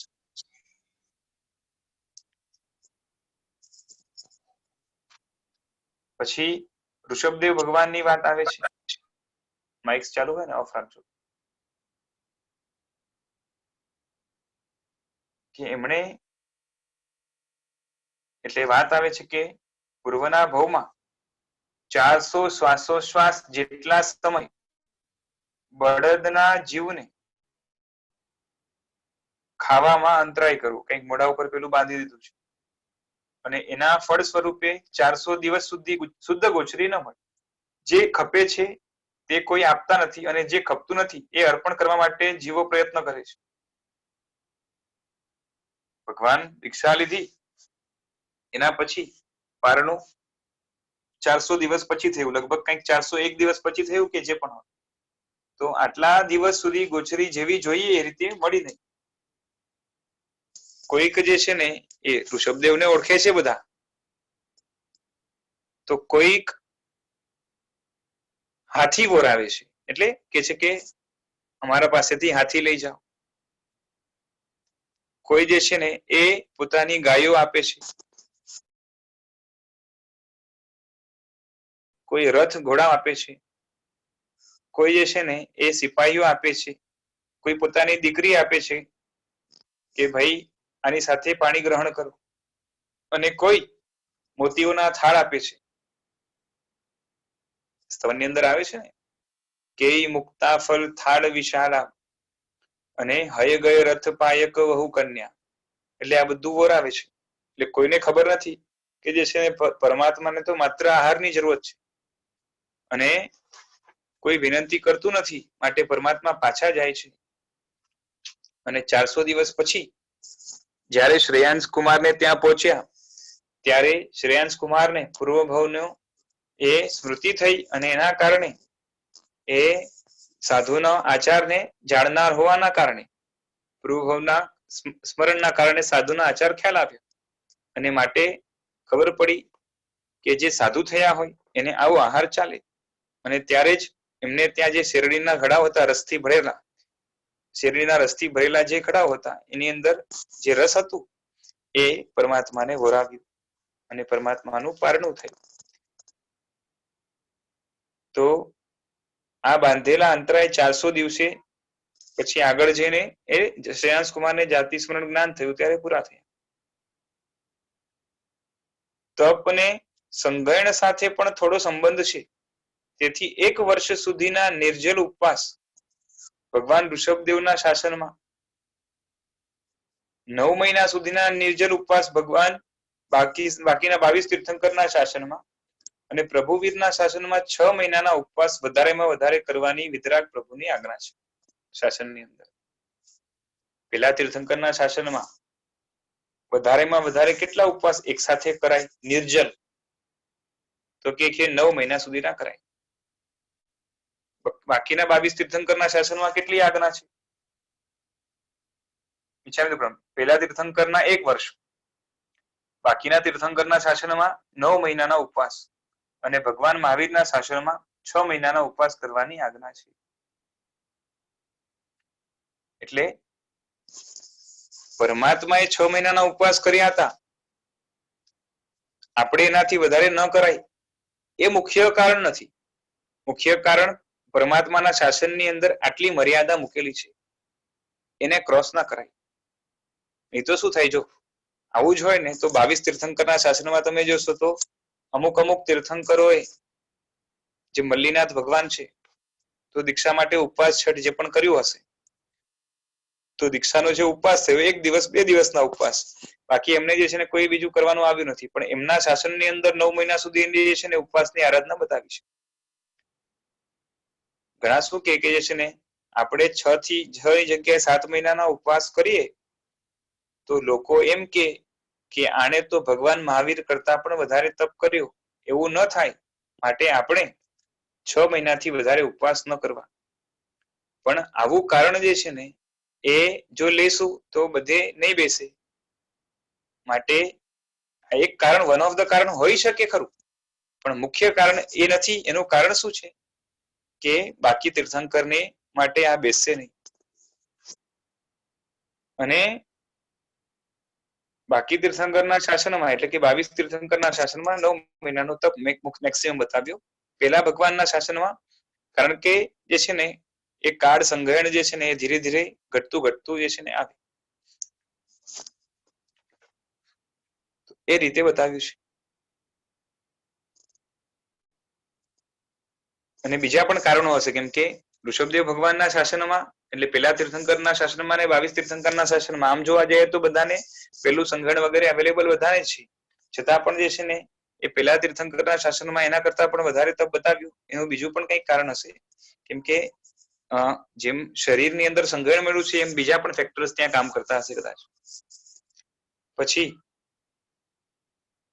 સંકિતના જે સડસલ બોલ છે એમાં જીન શાસનના 8 પ્રભાવકની વાત આવે છે, જુદા જુદા. કોઈ વાદી પ્રભાવક, કોઈ જે છે ને શું કહેવાય એ કાવ્ય વગેરે દ્વારા જે છે ને શાસનની પ્રભાવના કરે. તો એમાં હેલો હા બોલો. સર તમે કહો છો ને કે ઋષભદેવ ભગવાન વખતે તપનો સમય વધારે હતો, તેનું કારણ એ બી હોઈ શકે ને કે ત્યાં કર્મ ખપતા વાર લાગે છે, સમય લાગે, એટલે એની ઉપાસના થોડી વધારે કરવી પડે તપને ને એની આરાધના એવી રીતના ના હોય હિજરામાં. ના. હા આમાં હિજરામાં તો સમય લાગે. જો એ રીતે જો કેલ્ક્યુલેટ કરીએ તો શું થાય ખબર છે કે ઋષભદેવ ભગવાનના જે સાધુ છે એમાં દોષ એક છે, જડતા. બાકી આમ પ્રાજ્ઞ છે. અને ભગવાન મહાવીરના સાધુ છે એ કેવા છે તો કે વક્ર પણ છે અને પાછા જડ પણ છે. તો અહીંયા ડબલ દૂષણ છે એટલે હજી વધારે સાધના, તો 1 વર્ષ કરતા વધારે જોઈએ અહીંયા. બરોબર છે. એટલે મુખ્ય જે છે ને એ સંઘર્ષનો રોલ હશે અને બીજા કોઈ ફેક્ટર ત્યાં કામ કરતા હશે. અને પાછી શું થાય કે એમ એક અંદાજો લગાવી શકાય કે પહેલા સંઘર્ષની અંદર પણ તરતમતા તો હોય ને. પહેલું સંઘર્ષ હોય તો પહેલા સંઘર્ષની અંદર પણ જેમ કાળ પસાર થાય, જેમ કાળનો ડાઉનફોલ થાય, બરોબર, એની અંદર થોડી તરતમતા હોય. તો એકદમ સ્ટાર્ટિંગમાં પહેલું સંઘર્ષ ઘણી લાંબી જે છે ને તપસ્યા કરવા માટે પણ વધારે સક્ષમ હોય એવું પણ બનતું હશે. હા, લાઈફ સ્પેન તો વધારે હોય પણ લાઈફ સ્પેન ને સીધે આનાથી કઈ લેવા દેવા નથી. કારણ કે શું છે આપણે ભલે એમ કહેતા હોઈએ કે છે ને એ ત્યારે જેમ છે ને ઋષભદેવ ભગવાન છે એમનું આયુષ્ય 84 લાખ પૂર્વ, પણ એ જમાનામાં જ આ તો શું છે કે હાઈએસ્ટ આયુષ્ય છે. એ જમાનામાં જે છે ને 30-40 વર્ષની અંદર મરી જનારા લોકો પણ હોઈ શકે કે બહુ ઓછા કદાચ, કેમ કે એવો છે ને હા કે અત્યંત અભાગ્યા જે હે એવા બહુ ઓછા હોઈ શકે, પણ હોઈ શકે તો ખરા જ ને એમ. તો સર તમે કહો આ કાળ કુંડે રત્ન છે એટલે અહીંયા સાધના જલ્દી થાય જીવની. જીવને ફળ જલ્દી મળે છે. ના એવું કઈ નથી. ના તો તમે કુંડે રત્ન છે એ તો જો આ તો ઊંડા અવસરપીણી છે. કોઈ પણ અવસરપીણી હોય ને એમાં 5મો આરો જયારે આવે ત્યારે એ કુંડે રત્ન જ રહેવાનું, કેમ કે આયુષ્ય છોટા હોય એટલે નાના હોય અને એની અંદર જે છે ને આરાધના જીવનભરની આવી જાય. એટલે એ મેં ઊંડા અવસરપીણી માટે નહોતું કીધું, એ 5મા આરા માટે કીધું. હા ના હું એની જ વાત કરું છું. એટલે 5મા આરામાં જો કુંડે રત્ન હોય તો સાધનાનો કાળ ઓછો હોય તો તપની સમય ઓછો હોય ને. ના એ મેં કઈ અપેક્ષાએ કીધેલું કે આજે તમે સર્વવીરતી લો, બરોબર, તો સર્વવીરતીમાં બચકાણ કે ના આવે, જાવત જીવ ના આવે ને. આખી જિંદગી સુધી હું આ પાપો કરીશ નહીં, બરોબર. તો આખી જિંદગીનું પચકાણ જયારે તમારે પાળવું છે તો તમારું 60-70 વર્ષમાં પૂરું થઈ જાય, 100 વર્ષમાં પૂરું થઈ જાય. અને એ જ સમજો કે ઋષભદેવ ભગવાનના સાધુ હોય અથવા તો 22 તીર્થંકરના સાધુ ને જેનું આયુષ્ય લાંબા હોય છે મોટે ભાગે, તો એ જાવત જીવના પચકાણ લે તો એને એ જે છે ને કેટલા ટાઈમ સુધી એ પચકાણને સાચવીને રાખવા પડે. It takes long time. એ અપેક્ષાએ મેં જે છે ને એ કુંડે રત્ન કીધેલું. સમજાય છે? ના સમજાઈ ગયો. હા.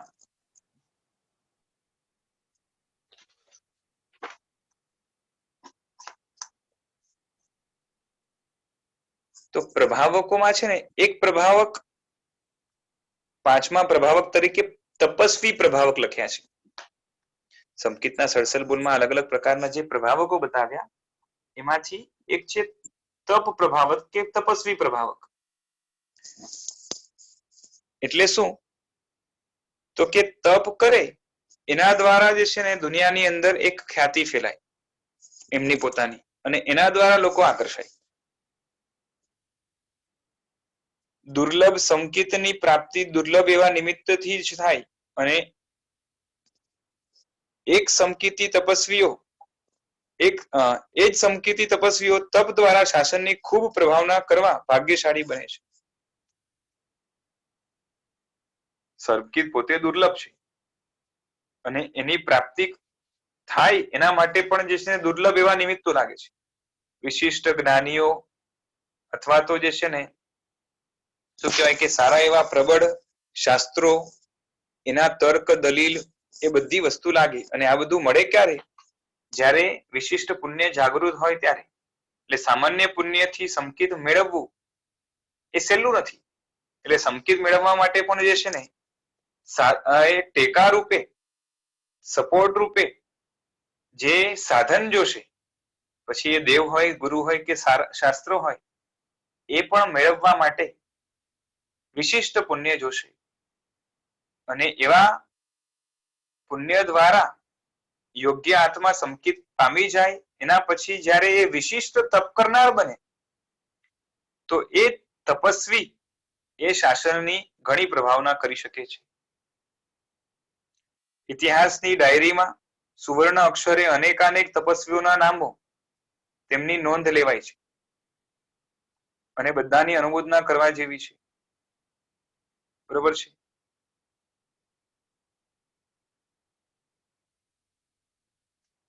અહીંયા આગળ કદાચ નામ પણ કોઈના આપ્યા હશે.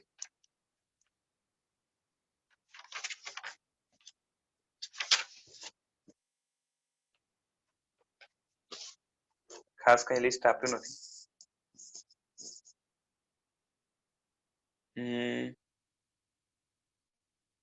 એક અઠ્ઠમ જેવી તપશ્ચર્યા શ્રુત દેવતાને તથા ક્ષેત્ર દેવતાને વિવિધ પ્રકારે પ્રસન્ન કરવા માટે, ચક્રવર્તીને 6 ખંડ જીતવા માટે, સર્વવીરતી ધર્મની આરાધના માટે, ભગવાન વીરનું અઠ્ઠમ તપ દ્વારા ચંદનબાળાએ પારણું કરાવ્યું માટે, વાર્ષિક આલોચના રૂપે પર્વાધિરાજ પર્યુષણ મહાપર્વમાં, પછી પોષ દશમના દિવસે પાર્શ્વનાથ ભગવાનની આરાધના નિમિત્તે, તે જ રીતે અખંડ આયંબિલ તપના કારણે દ્વારિકા નગરી 12 વર્ષ સુધી બાળી ન શકાય વગેરે તપ એ વિઘ્નહર અને મહામંગલકારી છે. બધા દ્રષ્ટાંતો આપે છે ક્યાં શું બન્યું. એમાં અઠ્ઠમના આયંબિલ વગેરે તપની વાત આવે છે કે અઠ્ઠમની તપશ્ચર્યા દ્વારા તમે શ્રુત દેવતાને, ક્ષેત્ર દેવતાને પ્રસન્ન કરી શકો છો. તપની અંદર તાકાત જોઈએ, બાકી ગલીનો કૂતરો પણ નહીં આવે. પછી ચક્રવર્તી છે એ 6 ખંડ જીતવા માટે 13 વખત અઠ્ઠમ કરે છે. કારણ કે એ જતા ને આવતા એને જે છે ને વચ્ચે એ પાડમાંથી ક્યાંકથી પસાર થવાનું હોય છે ને બધું આવે છે, એના માટે એ તપ કરે છે, એ ત્યાંના દેવતાને પ્રસન્ન કરવા માટે. પછી સર્વવીરતી ધર્મની આરાધના માટે પણ જે છે ને એ તપ કરવો પડે છે. એટલે સર્વવીરતી નું પાલન જે છે ને એની સાથે તપ જોડાયેલું છે કે મોટે ભાગે એ સાધુ હોય, એ તપસ્વી હોય.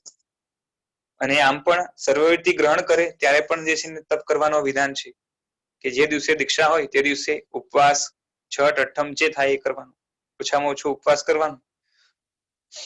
પછી ભગવાન મહાવીર એમનું જે છે ને એટલે ચંદનમાળા હતી, એમનું અઠ્ઠમનો તપ થઈ ગયો હતો, 3 દિવસની ઉપવાસી હતી. અને એના પ્રભાવે પરમાત્મા મહાવીરનું એમને ત્યાં આગમન થયું. એટલે એમનું પુણ્ય પણ હતું અને આ અઠ્ઠમના કારણે એ પુણ્યને ટેકો મળ્યો અને પરમાત્માને પારણું કરવાનો અવસર મળ્યો.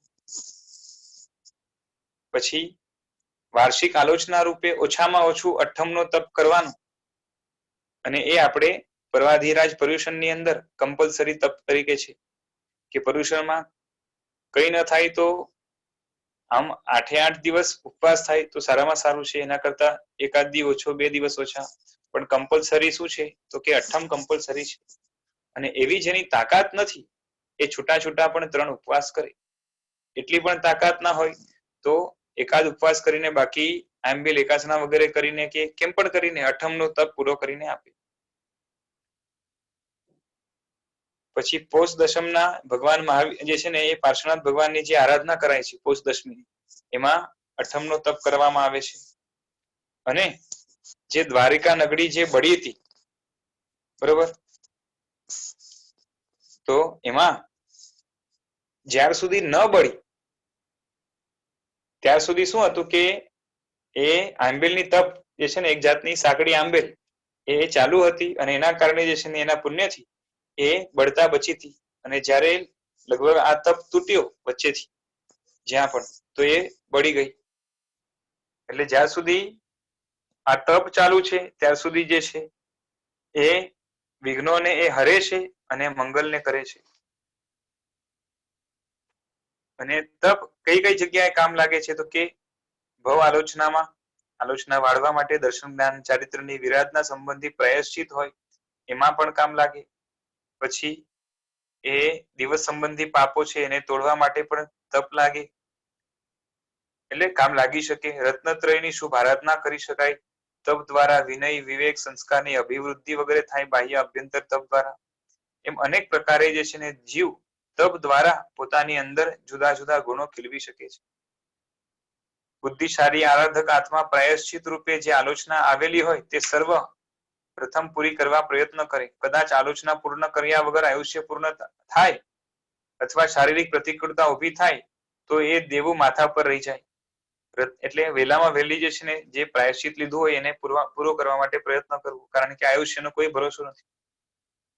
શાસ્ત્રકારોએ પરમ ઉપકાર કરી દિવસ દરમિયાન જે સામૂહિક પાપનો બંધ કર્યો હોય તે માટે વ્યક્તિગત રીતે પણ આલોચના પ્રાયશ્ચિત દર્શાવેલ છે.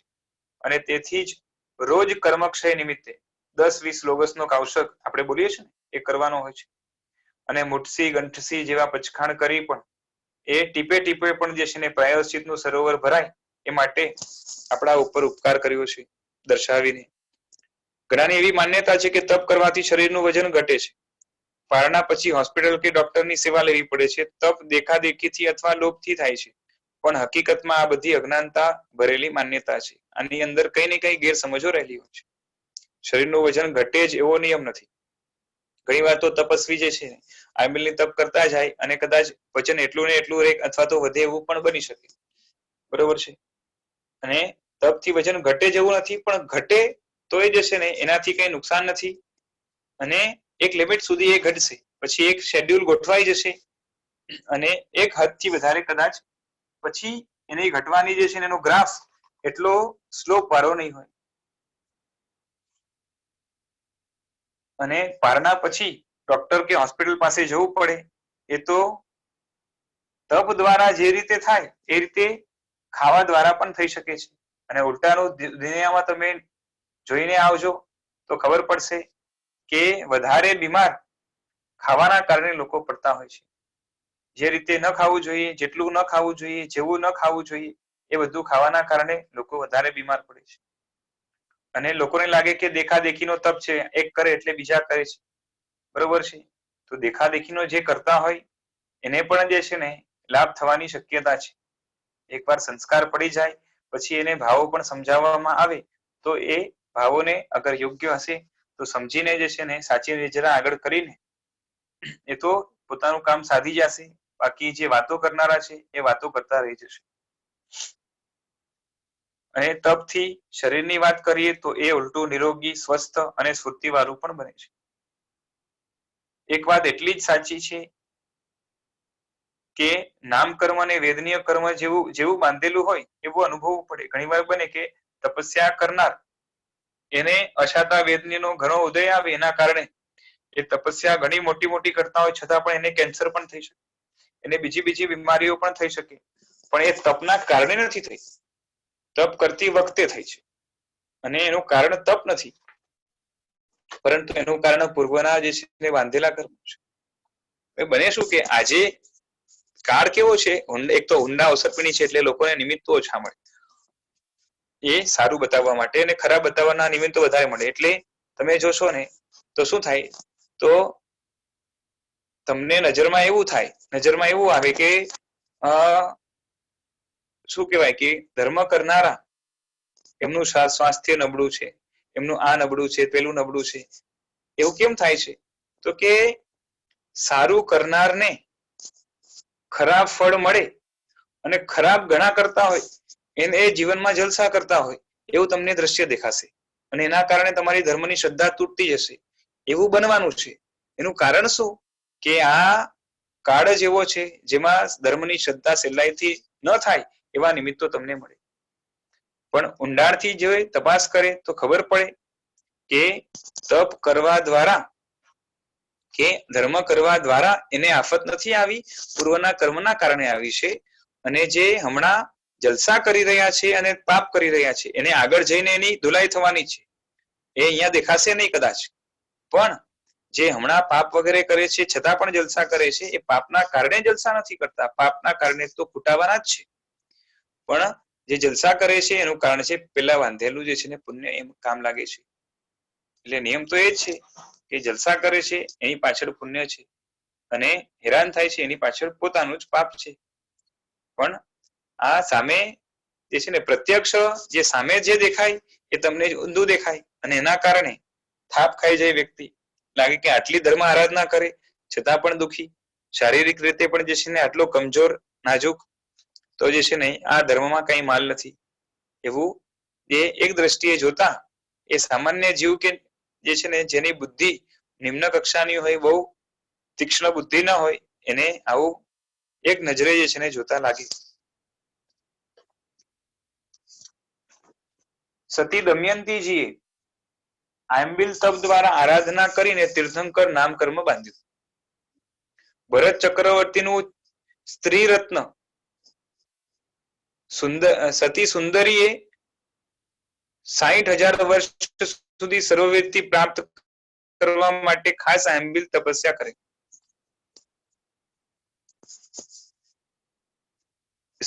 સતી સુંદરી, આ સ્ત્રી રત્ન લખ્યું છે લગભગ ખોટું છે, કેમ કે ચક્રવર્તીનું સ્ત્રી રત્ન હોય તો નરકમાં જ જાય, એટલે એનું સ્ત્રી રત્ન બીજું કોઈ હશે, એટલે બીજી કોઈ પત્ની. પણ આ સુંદરી છે એ ભરત ચક્રવર્તી જયારે 6 ખંડને સાધવા માટે ગયેલા, 60,000 વર્ષ લાગ્યા, ત્યાર સુધી એમણે જે છે ને આંબિલની તપસ્યા તપી. 60,000 વર્ષ સુધી આંબિલનો તપ કર્યો છે એમણે. કેના માટે? તો કે એમને એક જાતની જીદ કહો કે જે પણ કહો કે મારે તો છે ને દીક્ષા જ લેવી છે. ભરત ચક્રવર્તીને દીક્ષા આપવા માટે તૈયાર નહોતા, પણ એ 6 ખંડને સાધવા માટે ગયા તો ત્યારે લગાતાર આંબિલ કર્યું તો શરીર અત્યંત કૃશ થઈ ગયું. એટલે ચક્રવર્તી ભરતને ખબર પડી કે આ તો પોતાના જે છે ને એ ઈરાદામાં મક્કમ છે, અને પછી રજા મળી, ચારિત્ર લેવાની રજા આપી. પછી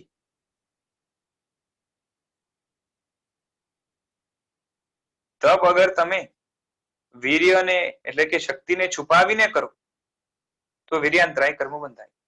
આજના દિવસે આપણે ઉપવાસની શક્તિ હોય અને ઉપવાસ ન કરીએ તો વીર્યાંતરાય બંધાય,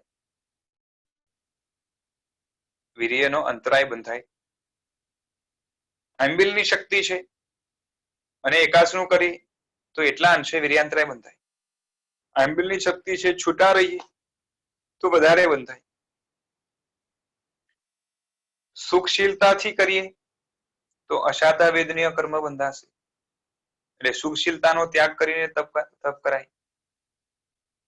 પછી પ્રમાદ આળસથી કરીએ તો ચારિત્ર મોહનીય બંધાય, અને દેહ શરીરની મૂર્છાથી કરીએ કે આના દ્વારા જે છે ને શરીર નિરોગી થશે માટે હું તપ કરું, બાકી આરાધના થશે એ બધા ઉદ્દેશ્ય ન હોય, અને છુપી રીતે પણ અંદર આરાધનાની વાત મનમાં ચાલતી હોય, પોતાને શકતો હોય, બીજાને પણ એ કહેતો હોય, અને અંદર તો એનાથી જે છે ને એ પરિગ્રહનું પાપ લાગશે અને મૂર્છાના એટલે કે રાગના કર્મો જે છે ને બંધાશે, રાગમોહનીય બંધાશે. પછી શક્તિ સામગ્રી અનુકૂળતા છતાં ન કરીએ, બરોબર, અને એ બાનેબાજી કરીએ કે આમ છે ને તેમ છે, એટલે માયા કરીએ તો ફરીથી માયા બંધાય. માટે જ તપ નિષ્કામ બુદ્ધિથી નિયાણું કર્યા વગર કર્મના ક્ષય માટે કરવું જોઈએ.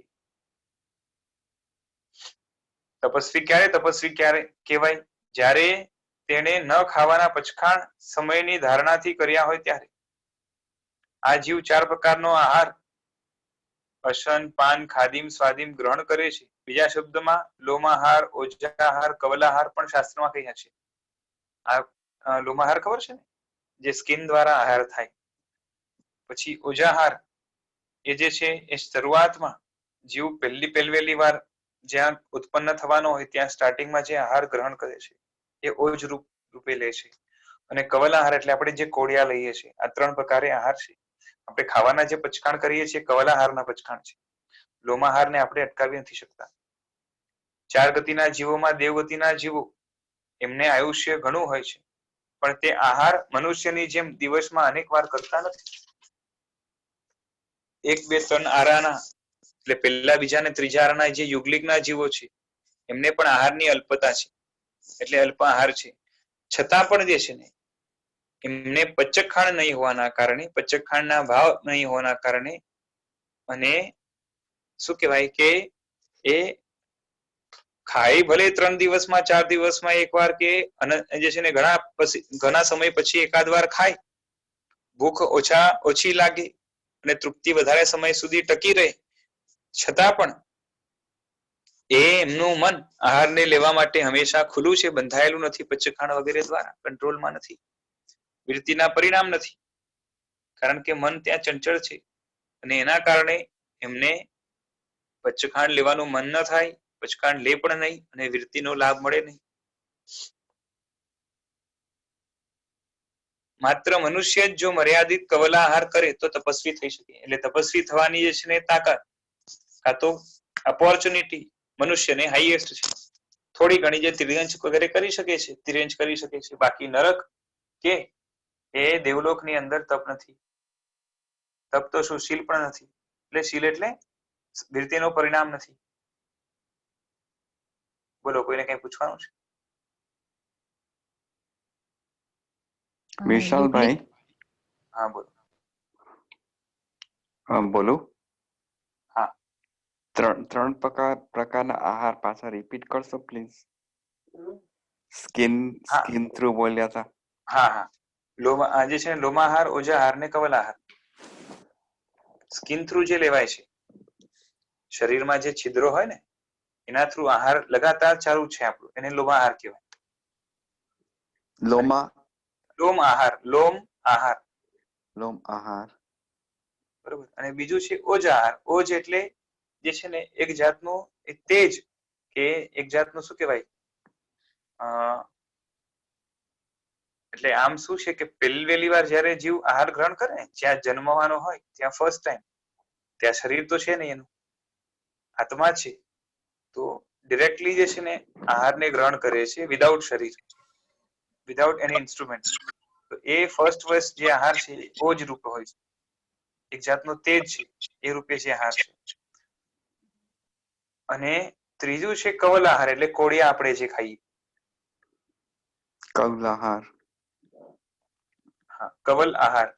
કવલ એટલે કોળિયા. મૃગાપુત્રની વાત મેં બા પાસેથી સાંભળી હતી.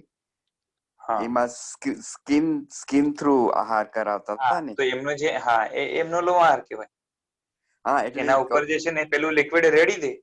એ કેવો હતો કે પેલો માંસના પિંડ જેવો લોચો હોય, એટલે લિક્વિડ રેડી દે એટલે લિક્વિડ છે ને એ એનું સ્કિન એને સક કરી લે અને અંદર એનું ડાયજેશન વગેરે થઈ જાય અને બાકી જે વેસ્ટેજ નીકળે એ બધું એમાંથી બહાર નીકળે, એટલે એમાંથી ઘણી બધી વાસ આવે, ગંધ આવે. તો એમને જે છે એ લોમાહાર છે. ઓકે. આજે અત્યાર સુધી સમજ નથી પડતી, જે બા મને વાત કરી હું વિચાર કરતો કે કેવી રીતે હશે, પણ આજે લોમહાર નું કહ્યું ને આપે એટલે હવે મગજમાં બેસી ગયું. એ સીધા તમને બીજા પણ દ્રષ્ટાંતો મળશે. જેમ છે ને ઘણાનું છે ને સ્કિન થી આહારની સેન્સિટિવિટી એની એમાં છે ને તમને ઘણા બધા ડિફરન્સીસ એટલે મળશે. કોઈનું વધારે હોય, કોઈનું ઓછું હોય. તો તમે જોજો કે ઘણા લોકો એવા હશે કે આમ હટ્ટા કટ્ટા અને અંદરથી પાછી ઓલા ફૂલાઈ ગયેલા નહીં પણ મજબૂત પણ હોય, પણ એનો આહાર ઓછો હોય. એની જે છે ને ઈટિંગ હેબિટ્સ કાં તો જે છે ને ખાવાનું પ્રમાણ ઓછું હોવા છતાં પણ હટ્ટા કટ્ટા પણ હોય, મજબૂત પણ હોય. સો that type of people are there. તો એ લોકોનું જે છે ને લોમાહાર છે એ વધારે શું કહેવાય, એબ્ઝોર્પ્ટિવ છે, વધારે એક્ટિવ છે. પછી તમે જોશો તો આ જે કિચન ની અંદર કામ કરતા જે માણસો હોય ને, શેફ લોકોને, તો એ લોકો જે છે ને એ આહારની વસ્તુઓથી ઘેરાયેલા હોય છે. ત્યાં તેલ, ઘી, આ પેલું દૂધ બધું હોય, ત્યાં રંધાતું હોય, એટલે એના મોલિક્યુલ્સ આજુબાજુ ફેલાયેલા હોય. તે લોકોનો આહાર કદાચ ઓછો પણ હોય ને, ધેન ઓલ્સો દે આર હટ્ટા એકદમ મજબૂત.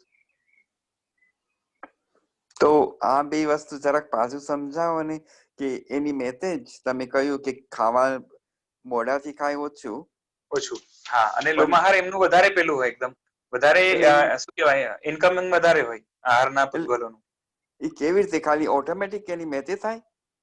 ના, ઓટોમેટિક નહીં. શરીર જે અંદર છે ને કર્મ કામ કરે છે. આહાર સંબંધી જે છે ને અંદર જે કર્મો છે એ શું કરે છે? પૂતગલોને કર્મ જે છે ને લોમાહાર દ્વારા, એટલે કે શરીરમાં જે છિદ્રો છે, હોલ્સ છે, એના દ્વારા જે છે ને બહારના વાતાવરણમાં ખાવાના યોગ્ય, એટલે કે આહાર યોગ્ય પૂતગલોને લઈ લે છે અંદર, અને એનું કન્વર્ઝન વગેરે થતું હોય છે પોતાના શરીર. એટલે એકચ્યુઅલ ફૂડ વગર આ એક્ટિવિટી થાય છે. એકચ્યુઅલી છે એ ફૂડ જ, but the way of intake is different. પણ આપણા ઘરનું ફૂડ નથી એમ કહું છે ને? હા બસ, હા ઘરનું નથી, મફતનું છે, ચોરીનો માલ. ચોરીનો માલ. કારણ કે એ હવે જો આ વાત તમે કરી, આજે હારું બધું મગજમાં બેસે છે. કારણ કે પેલું ઘણી ફેરી આપણે ના કહીએ કે રસોઈ કરતા હોય આખો દિવસ, તો પેલું આપણે કહીએ ને બધું ખાવાની વસ્તુ જોઈને જ પેટ ભરાઈ ગયું, કે કંટાળી ગયા, થાકી ગયા. એટલે આજે તમે વાત કરી એટલે બધું ફોલ્સ ઇન્ટુ પ્લેસ. હા, એમાં તો બીજા પણ કારણો હોય, આપણી મેન્ટાલિટી પણ ઘણીવાર કામ કરતી હોય. Okay, but thank you. This is also one of the reasons કે જે છે ને લોભ દ્વારા, એટલે શરીરના છિદ્રો દ્વારા એ આહાર, એટલે આપણે એના ઉપર આપણો કંટ્રોલ નથી, પણ જે છે ને કવલ ઉપર કંટ્રોલ છે. એટલે આપણે જે પચખાણ કરીએ છીએ, એ મોઢાથી જે આહાર લઈએ છીએ એના ઉપર છે. Okay, thank you.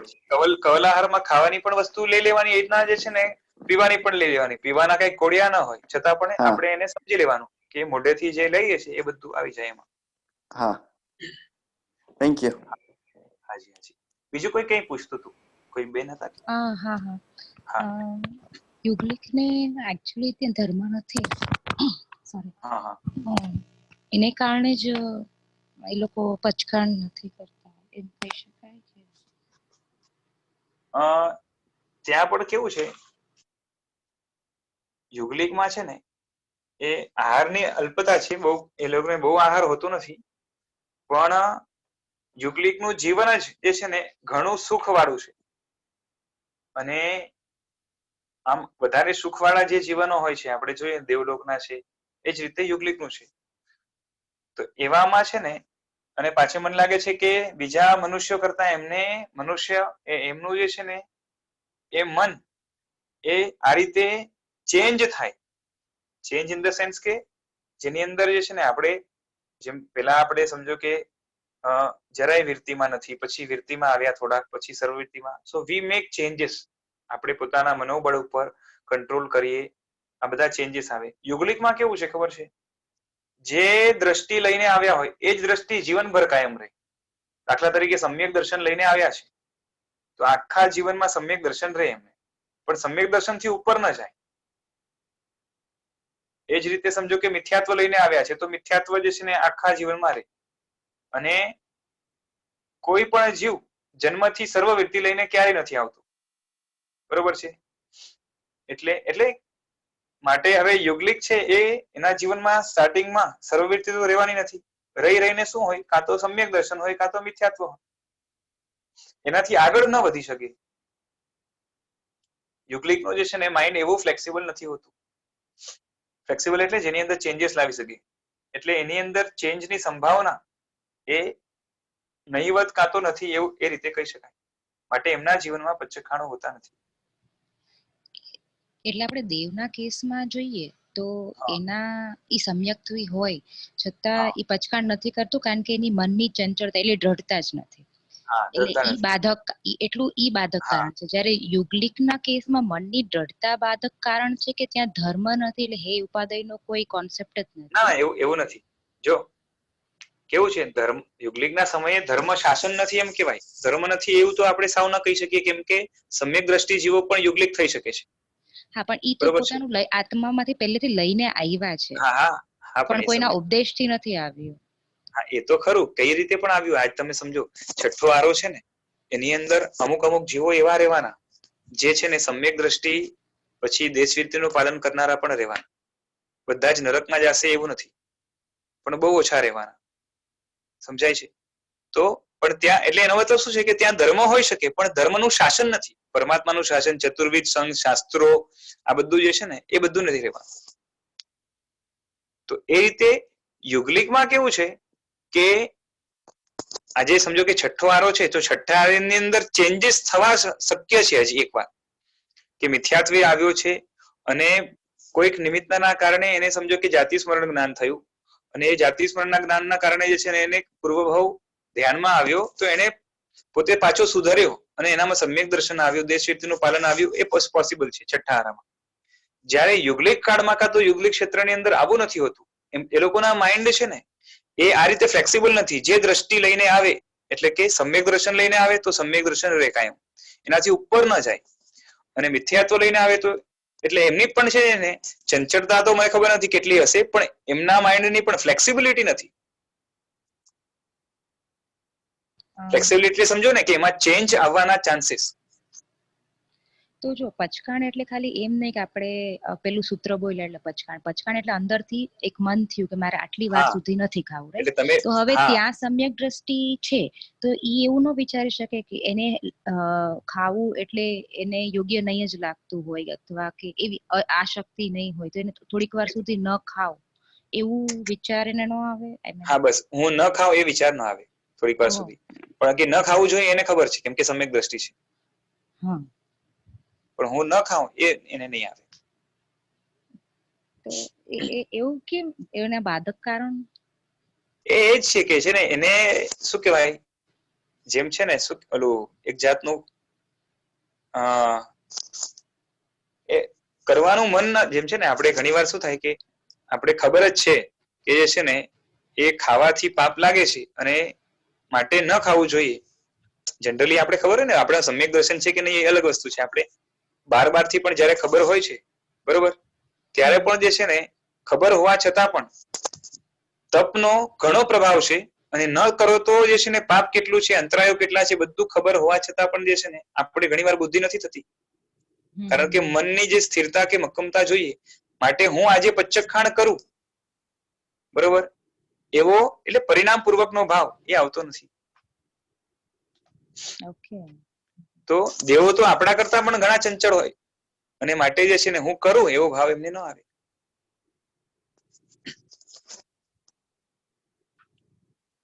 એ તો આમ તો કેવું છે ખબર છે, એ દેવો અહીંયા સંવત્સરની અંદર ભગવાનની દેશના માટે આવે ને ત્યારે એનું મૂળ શરીર ત્યાં હોય. એ ઉત્તર વૈગ્રીય શરીર કરીને આવે છે. હવે એ મૂળ શરીરથી ત્યાંના ભોગો ભોગવતા હોય અને અહીંયા પરમાત્માની દેશના સાંભળતા હોય. સમજાય છે? અને હા એટલે એ ત્યાંથી ભોગ છૂટે ને અને એટલે જ છે ને સંવત્સરની અંદર દેવતાઓને નિસ્સીહી લાગે નહીં. સમજાય છે? કેમ કે બંનેમાં ઇન્વોલ્વ છે. હા હા અને પાછું ઉપયોગ પાછી બે જગ્યાએ હોય કેમ કે ચેન્જ થતો હોય ને ઉપયોગ તો વારંવાર. આમાં શું છે કે ત્યાંનો પણ ઉપયોગ હોય અહીંયાનો પણ હોય અને એ વારંવાર જે ફરતો હોય. એટલે આ રીતે છે. જેમ છે ને હોય ને કે આપણે ગાડી પણ ચલાવી રહ્યા છે અને વિચારી પણ રહ્યા છે રાઈટ, તો બંને જગ્યાએ ઉપયોગ છે અને એટલો ઉપયોગ ફાસ્ટમાં ફરતો હોય તો આપણે લાગે કે આપણે બે જગ્યાએ ઉપયોગ છે. પણ એક ક્ષણ એક જ જગ્યાએ ઉપયોગ હોય. હા એક ક્ષણ એક જ જગ્યાએ હોય છતાં પણ એટલો ફાસ્ટ ફરતો હોય ને ઉપયોગ ત્યાં અહીંયા આપણે લાગે કે બે જગ્યાએ આપણું ધ્યાન છે. બસ એ રીતના દેવતાને પણ બને એટલે કમ્પ્લીટલી એક જગ્યાએ ધ્યાન નથી માટે એસી ન થઈ શકે. એટલે ભગવાનની વાણી સાંભળવા માટે છે ને મૂળ શરીરે એ આવતા નથી. એ ભોગો છે ને ત્યાંના એ છોડી શકતા નથી. અને એ બી નથી ખબર કે બે શરીર કરે છે ત્યારે એટલે મગજમાં એમ હતું કે બંને શરીર પોતાનો ઉપયોગ હોય છે, પણ એકચ્યુઅલી એવું ન બની શકે. આત્મા તો એક જ છે ને. એક સમયે તો એક જ ઉપયોગ હોય હા, એટ એ ટાઈમ. હા.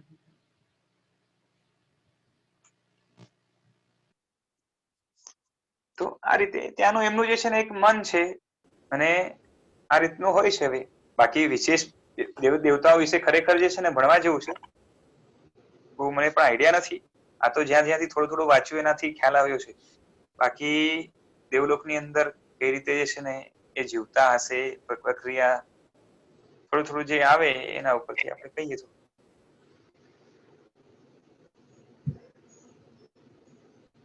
મુનિઓ સંયમ લીધા પછી આમ તો દેવતાનું વર્ણન થોડું વિશિષ્ટ વિસ્તારથી દેવનું નરકનું ચારે ગતિનું તત્વાર્થની અંદર આપેલું છે. અને એની ટીકા વગેરે એનું ટ્રાન્સલેશન વગેરે વાંચીએ તો મળે. અવસર આવશે ત્યારે વાંચશું, જોશું. ચલો 10:45 નો સમય થયો છે. ઓ હા, સોરી, મેં ધ્યાન મારું.